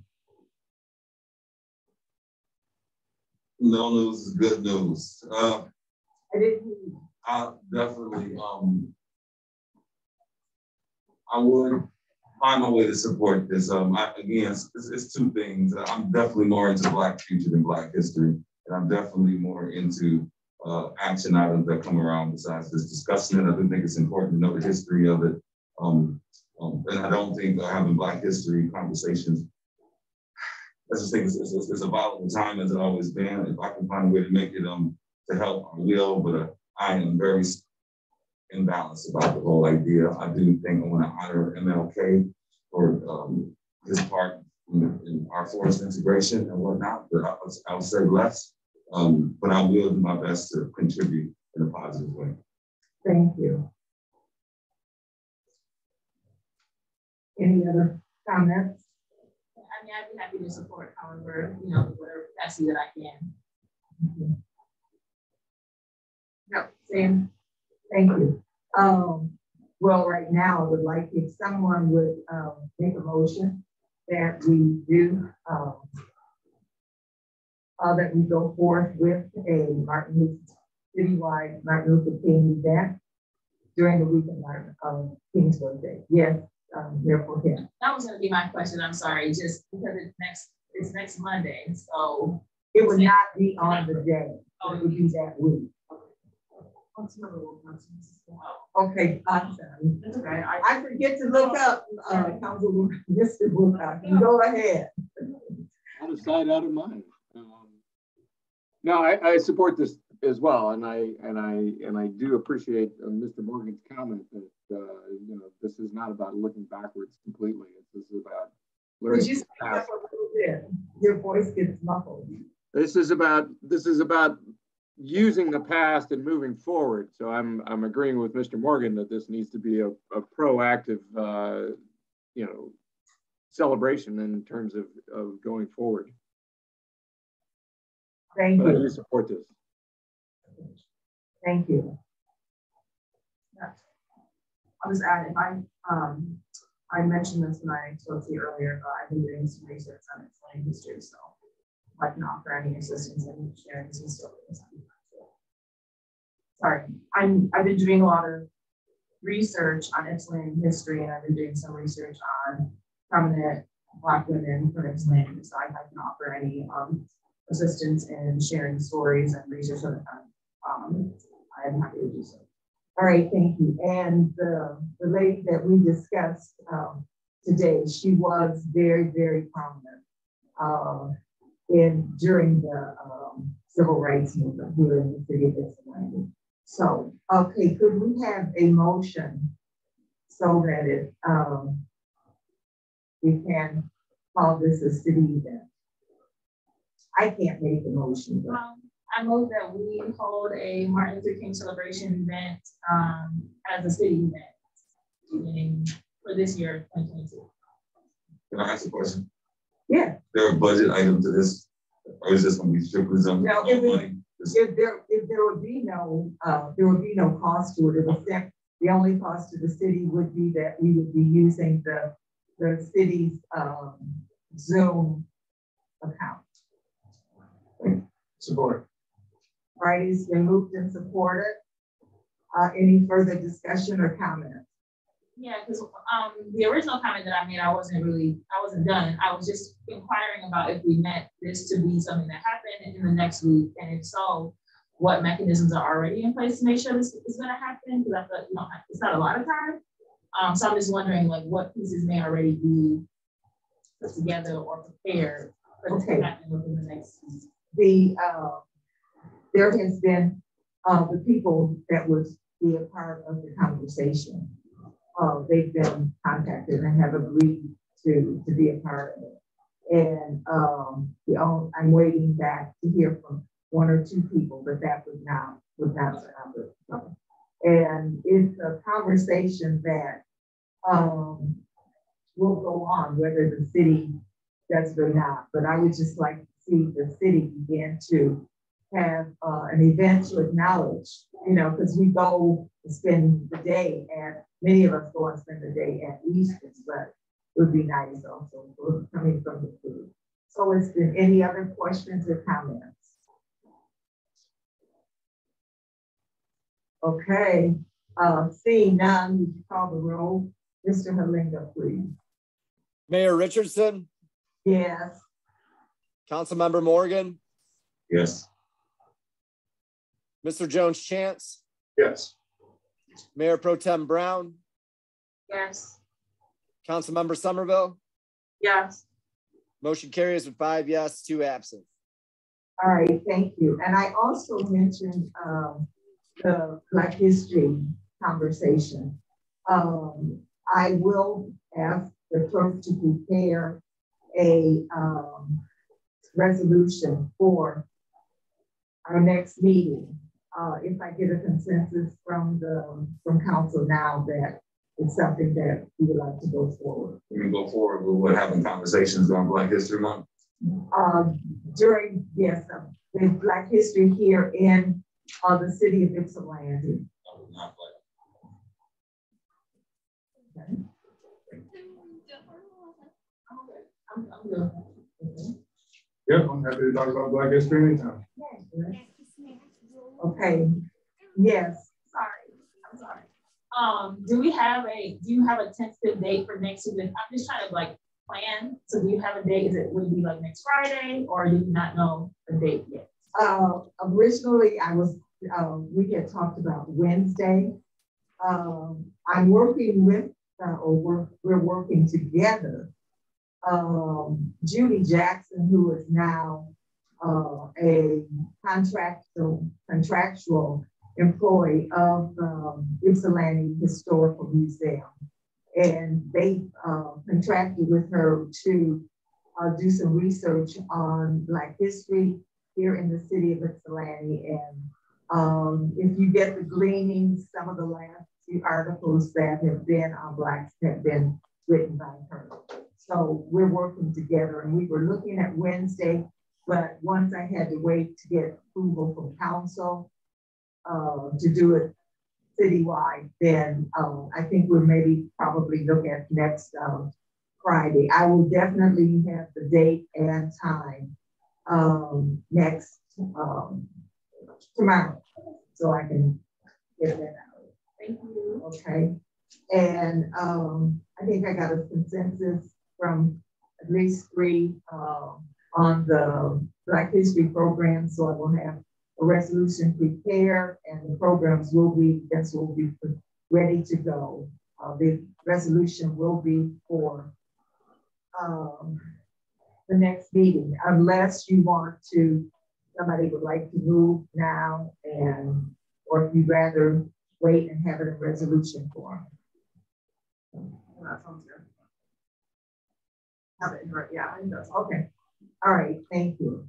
Okay, that brings us to board and commission nominations. We actually have 2 other items. Mayor, 2 items were added to the agenda. I'm sorry, yes, I didn't get to write them down. Would you please read them, Mr. Halinga? Council, the first amendment to the agenda is to add a resolution to temporarily suspend advisory boards and commissions. Okay, it's been moved and supported to suspend boards and commissions meeting. I don't believe there was a deadline set on that, but it's been moved and supported. Can we have discussion, please? Councilmember Somerville. Yeah, currently I'd like to ask for a deadline and just revisit this once we see how things look in a month from now. I can't. Sorry, I don't really want to put a deadline on this. I think we should just wait and see how things are in a month or 2 from now. They're guessing that this current surge will subside by mid to late February, so I'm happy to bring it back once we get there. My intentions behind this are to do everything that we can to protect our city employees who are the ones that have to put themselves at risk to host these meetings. Okay. Yes, and Mayor Pro Tem, you can do that. Just pull your wire up. I was always scared. I did it. I just don't want to pull it too hard and mess something up. So no, you okay. What I was thinking then maybe Councilmember Somerville is to put a date starting to revisit it then, so that we know that it comes back. The first meeting in March. Sure. Whichever one. Okay. Cool. Is that a kind of amendment? I don't think I seconded that. Did I? That we can. I'll support that. We're going to revisit it first meeting in March. Okay. Sounds good to me. Any other comments? Okay. All right, it's been moved and did you have any comments, Mr. Wilcoxon? I see your hand. Go ahead. Yeah, I didn't know this. I missed the beginning of the meeting, and I didn't show up tonight as a courtesy. So this motion is to safeguard city staff, but I have issues with it, and I can't vote on it. So it's just like it's kind of a moot point. But you know, I think this suspending these things.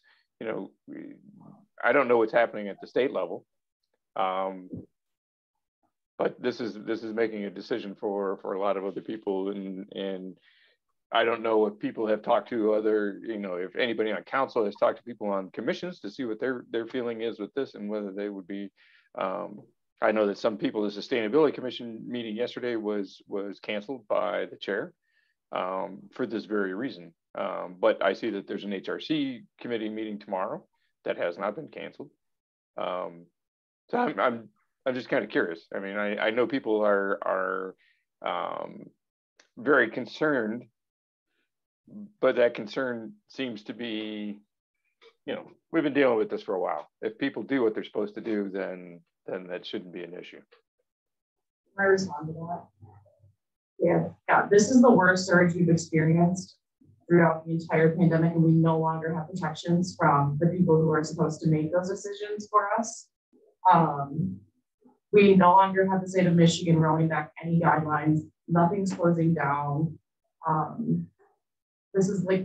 Right now is the worst. Our hospitals are overloaded and are at capacity and are at a breaking point. I mean, we should all be isolated. We should not all but no one's telling us to now. So we're all self-governing. For the safety of people on those commissions and our employees, we are now in charge of protecting people in our community. And we should not rely on the health department or the governor. It's not going to happen. This is where we're at. So we have to make these decisions. I've talked to many staff members who are uncomfortable right now, and most of our staff are working remote or in staggered shifts. So the motion was to temporarily suspend non-statute boards and commissions. So the commissions that are statute-based will still be obligated to meet, but the advisory commissions, I'm sorry, but someone's life is more important to me than any advice that can be given from one of our commissions for a month and a half.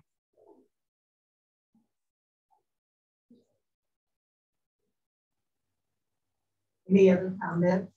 Yeah, so does that mean that you tested yourself before you showed up for the meeting tonight? I did. And I've been staying at home. Mr. Jones-Chan. I have now that I'm thinking about it, it's probably a dumb question. But do the non-statute boards and commissions have to be held to the Open Meetings Act with regards to not doing in person? Obviously, yes. So yeah. Yes, all boards and commissions and have to. I was certainly surprised. I'm on a committee with FinCom, and we had a meeting today, and I asked why aren't we doing it virtual? And even FinCom has to come under the OMA, and all of them have to be in person. So yeah, it sounded dumb as I was saying, and I just kept going. So there's no dumb questions, right? No. It's crazy that we're all being it wasn't dumb. OMA is very confusing. It is. So. Okay. There any other discussion? So that means, Mr. Halinga, what are the statute boards and commissions that we have, please? Well, the motion was to suspend advisory bodies. So advisory bodies would be the HRC, the Sustainability Commission, the Police Advisory Commission, the Arts Commission, Parks and Recreation Commission, and those would be the advisory bodies. Any body created through state statute would be like the Historic District Commission, the Zoning Board of Appeals, and the Planning Commission. So the three bodies would still meet accordingly. Okay, thank you. Mr. Jones-Chan. Yes, and I know that the DDA is, mostly self-governing. So how do they fit in here? Because I've gotten concerns from some members there as well. The DDA would make their own decisions on this, similar to Yucca. They are a separate entity with their own budgets. So they can determine to suspend their meetings as well if they would like to, but that's up to the board. Can DDA decide whether or not they want to remain virtual? Is that an option for them or no? No, that is not an option. Okay. All right, thank you. Okay. Let's call if there are no more discussion, would you call the roll on the resolution, please? Councilmember Morgan?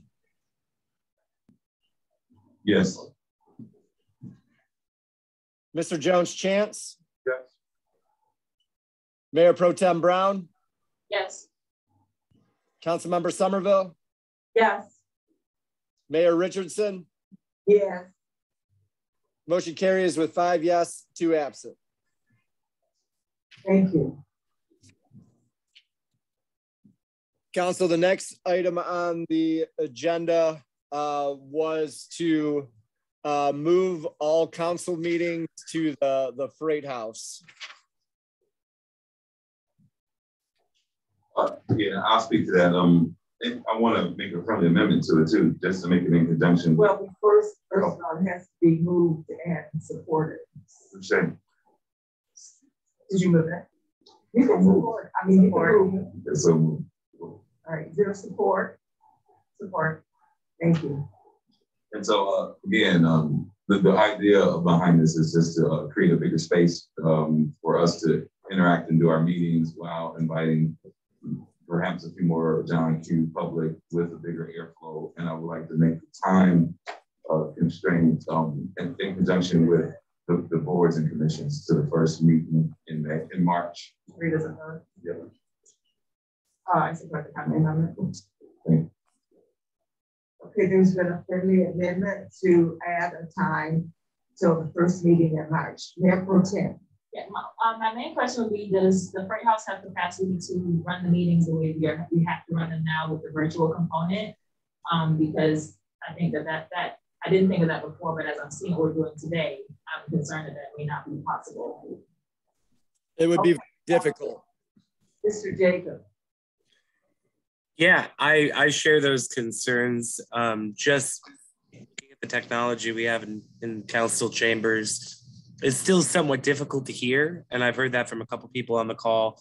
And it's going to be just that much worse trying to do it without any equipment at the Freight House.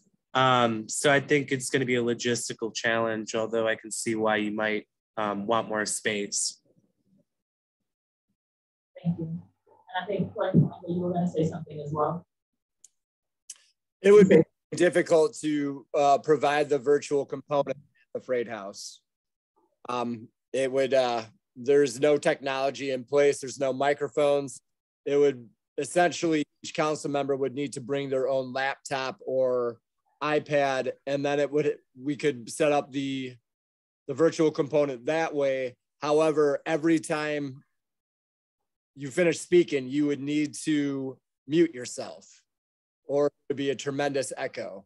So it can be done, but we would just need to ensure that everyone brought their own devices so that we could zoom in, but still have that place for comment. We do have a PA system that we could use for in-person comments, and I could sit near the individual making in-person comments so that, or at least the speaker could be by me so it could be picked up on my TV. Again, we could do it. It's just, it might be difficult. Mr. Wilcoxon.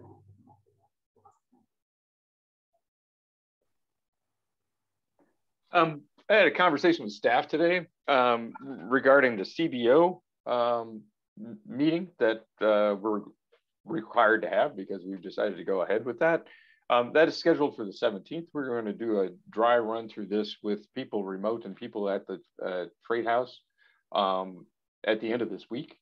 So we'll have more information about how that would work and what that will sound like to both the people in the building and the people coming in remotely. So we can report back on that.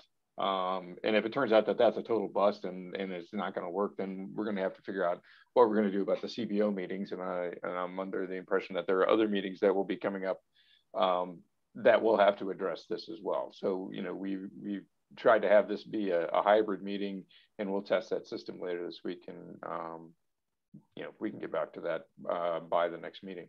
So. Okay, so you're saying that there is going to be a CBO meeting on the 17th? Yes, that was scheduled last month before the numbers went up around the holiday. And so we're going to try test out this hybrid system and see how that works. And, you know, if the numbers stay up and the hybrid system doesn't work, then we need to figure something else out because we're on a timeline for that. So. Okay. In honor of Martin Luther King Day, can I ask you to please change the date on that? I was going to say the 17th is the holiday of Martin Luther King Day. So could we ask you to change that date, please? The meeting was scheduled after our last meeting when we realized I hadn't sent out the list. And so yeah.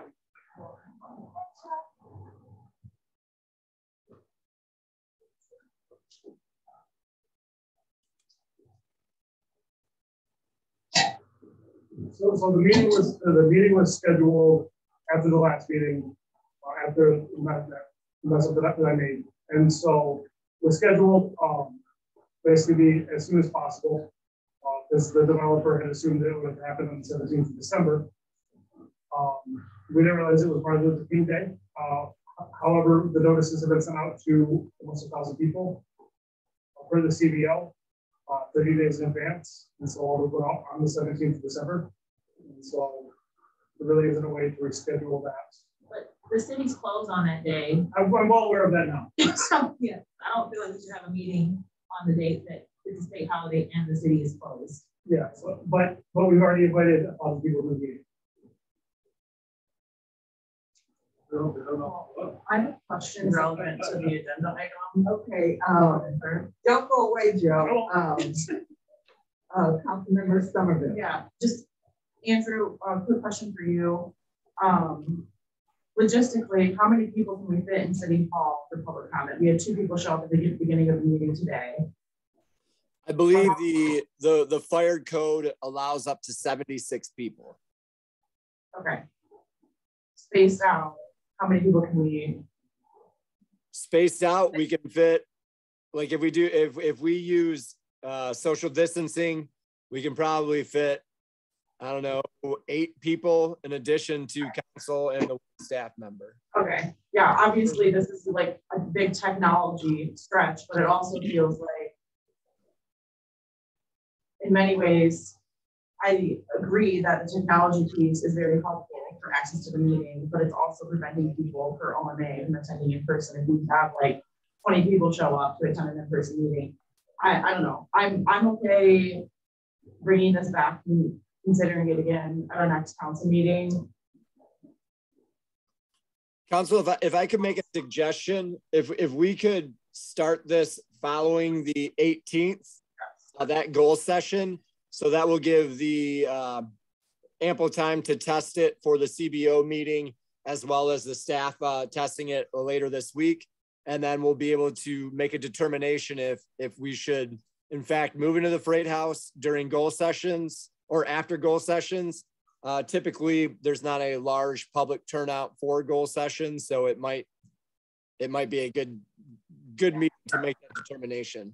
Yeah, I'm okay with that. I mean, I think it's something to consider though, like in the future, how can we utilize more space so people can attend an open meeting as they should, since we're meeting in person. That's gonna start to happen. I mean, I was surprised to see 2 people here earlier, but it's probably because the weather, it's so cold, we might have had more people. If council would like, I could put together some estimates to put relatively decent sound system in the Freight House. I'm not entirely sure how that would work out with the HDC, and it would be costly, but if you would like me to, I can try to get some estimates. Do we really want to spend that kind of money that would be required to do that for? I mean, I think if we're looking into the future, it'll probably be a decent investment, but maybe not for the time frame we have now. But in case of there are different circumstances and we need to use it, it wouldn't hurt to have it in our arsenal. But I appreciate the idea of Steve that you already having a meeting on the 17th to see how it could happen. It seems like it's a challenge, but it's not insurmountable. But it can be done with some creativity. Whatever we're going to do the best to protect our citizens and our staff, we should look into. Steve, will the CBO meeting that for the 17th, will it be where can people also tune in virtually? Yeah, that is like tonight's meeting.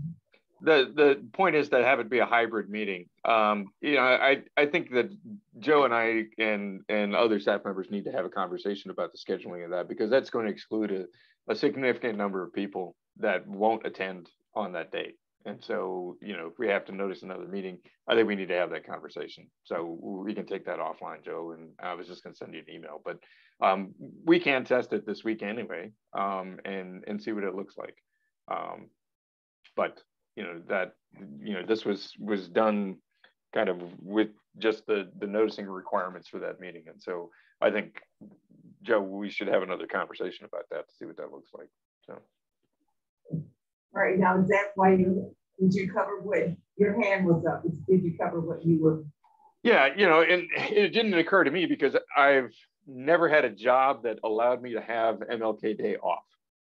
And to me, you know, I respect it but I've never had a job where I was given that day off.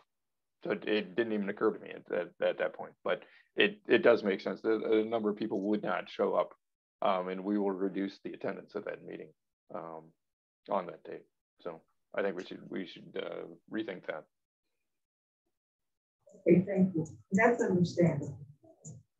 I don't know that I've ever had a job that once it became a holiday that didn't allow me off. It's all different perspectives. Yes. So thank you. Okay, any other comments on, we do have a motion on the floor. Yeah, I guess I move to table this until the city clerk has time to evaluate the logistics. It makes sense. I'll withdraw the motion. Yeah, you could just withdraw the motion and we can revisit it on the 18th. Andrew, we can't hear you. He said withdraw the motion. I support it. Okay. Councilmember Morgan withdrew the motion, and Councilmember Somerville, the supporter, withdrew her support. So the motion's off the table. The next item. Sorry. What? No. Council, the next item is just I'm sorry. Mayor Pro Tem has her hand up. Yeah. No, we don't have to vote on it, but we don't have any other sections left. And we do. Other than communications, we don't have anything else. Yeah. And so I don't want to move away from this MLK thing personally. I want to understand what the next steps in this process are going to be for this meeting that is scheduled for Monday, MLK Day, or what is going to be done and what are we going to find out about it? Because for me, that is an issue, and I do not think that meeting should happen. I know I'm not the sole voice there, but I think that would be really inappropriate to have that meeting on Monday. So, you know, no disrespect to the work and the mailings, but I think that would be inappropriate. Give us hand raise. Oh, I can't. Yeah, I guess I think I saw. We did have another item. I do believe. Did we not reschedule? We need to reschedule our goal setting. Did we do everything, Mr. Halega? So all of the additions, did we cover those? Yes, everything is complete on the agenda except for the communication, which is to set the second goal session here meeting. All right, thank you. Okay, so Mayor Pro Tem Brown has brought up a subject of discussion that we need to talk about. In that she would you want to repeat that so I don't have to try to make sure I get it right? I'm just saying that this is a state holiday, it is a city holiday, we are closed, and also culturally and respectful to all those who fought for that day and who would not be able to participate in that meeting or who would choose not to because they are observing rest or whatever other activities they were doing to observe and pay homage to MLK Jr., I think it would be inappropriate for us to continue on with that meeting on Monday. And I don't think it should happen. I don't know what, sorry, this mask is like really tight. I don't know what step needs to be taken. And I respect the work that has already been done and the mailings that have been done, but I do believe that would be inappropriate to have that meeting on Monday. I think I would echo Councilwoman Mayor Pro Tem sentiments simply because if it was scheduled unbeknownst to the day, but now being made aware of the day, the meeting should come to a cease and schedule. Since it's been made aware that it's a state holiday, a city holiday, there's no reason to not back it up. And again, after 1,000 mail-ins, maybe a few hundred going to make it, not to mention the ones who won't make it due to the holiday itself. Any other comments on that? Mr. Wilcox.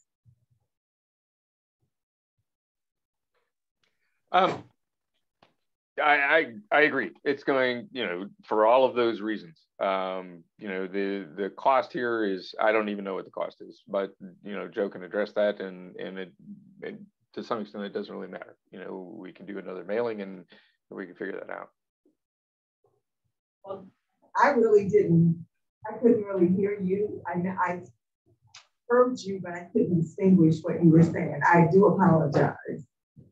I agree that it's going to be a problem to have that meeting on that day.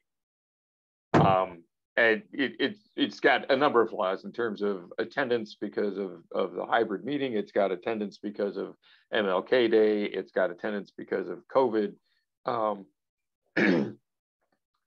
It's just a matter of rescheduling this with the, if it's a week or two different, I don't see that that's going to be a huge difference. Yeah. I think in the CBO it says that you have to give 30 days notice for the meeting. So I think even with the rescheduled meeting, we would have to give 30 days notice. Right. So, I mean, end of February, mid to end February. Logistically, just the way that the CBOs are in February 14th. Valentine's Day, no. How about? I'm not that. No, I'm just, in all seriousness, no, it does have to be like the 30-day timeline. The important timeline is the 30-day notice timeline. So, I mean, I think the easiest thing to do is going to be canceling it. And then it's just the hard part is going to be going through the process of noticing it 30 days in advance again. Right. Not only that, how is that going to affect I told you not to go anywhere. How is it going to affect the developer? So the developer does have a tight timeline as far as their purchase option. And I believe that goes until the end of April. And so there's really no way, unless we ask the CBO committee to expedite it, for them to meet that. It could close the deal. When this was scheduled, there was no intent on it being on a city holiday. I just found out about that about an hour before we talked about this. We looked at all of our calendars and it was shockingly clear that evening. And now I know why, because it was a holiday. And so we can reschedule it, we can get the notice out. That's not, I'm sending an email to the developer right now. I think we could do it for the 14th, depending on everyone's schedule. I agree that could impact turnout. Once again, was not the intent. And so, I think if we did it on the 14th, that would not be a good day. I think it's the 16th holiday to actually celebrate. I'm the 16th. Well, the problem, so the reason for the 14th would be to have council create the committee on the 15th. And so could we have our council meeting on the 6th or 17th then? We could have a special council meeting to do that. That would be a Thursday meeting. We just move our regular Tuesday meeting to Thursday. That's up to the council. We can do whatever. Like I said, I understand the issue. Once again, there's no. The 15th is the third Tuesday. Is that what you're saying? Yes. So. Because it's hand raised.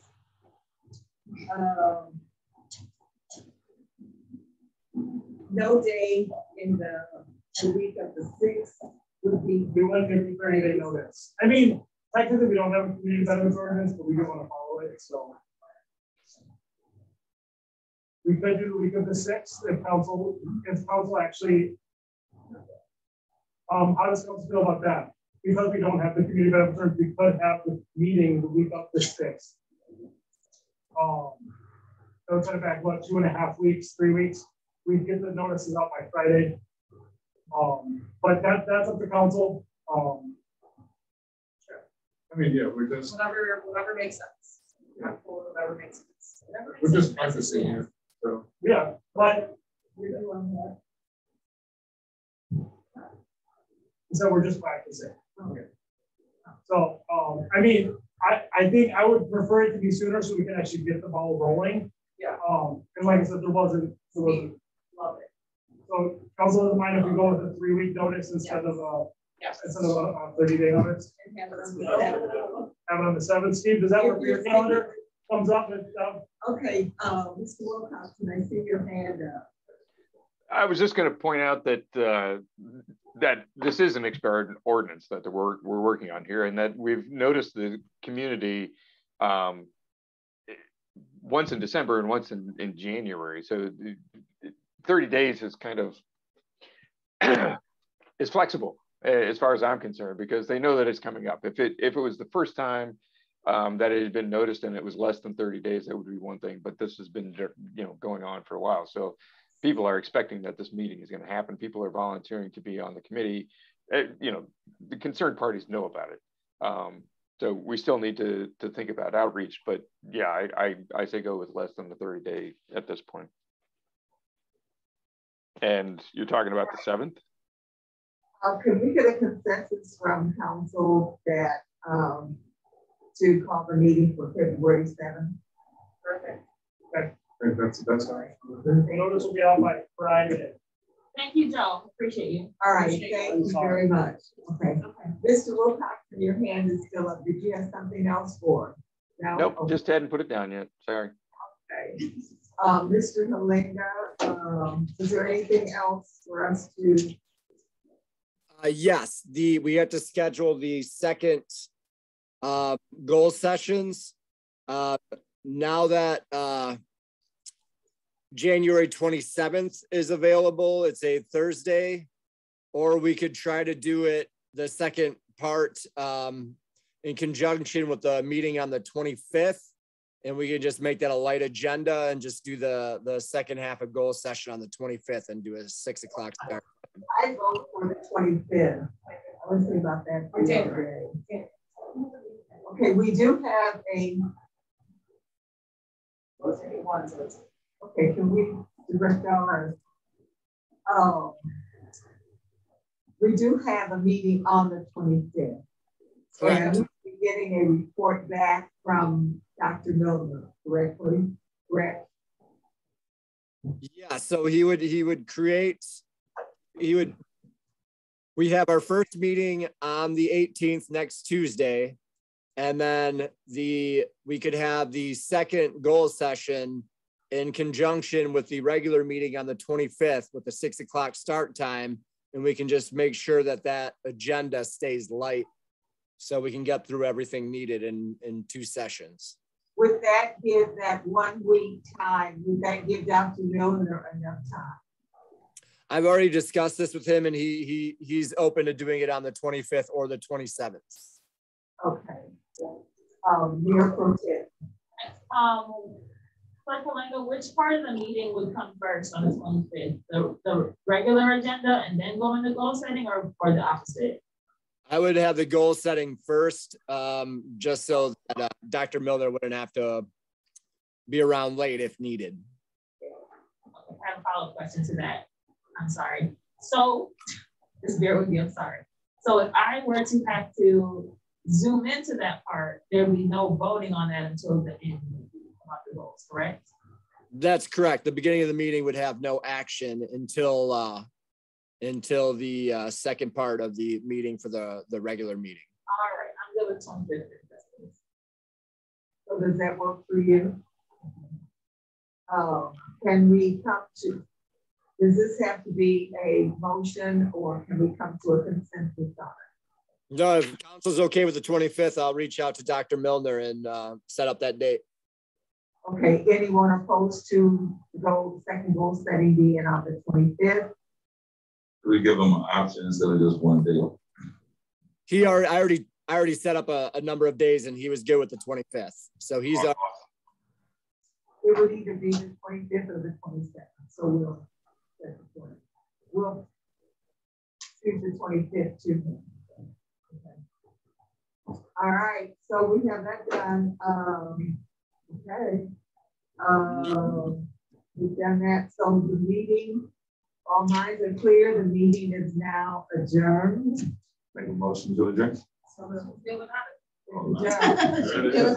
hammer with a hammer, where'd it go? Who wants to touch it?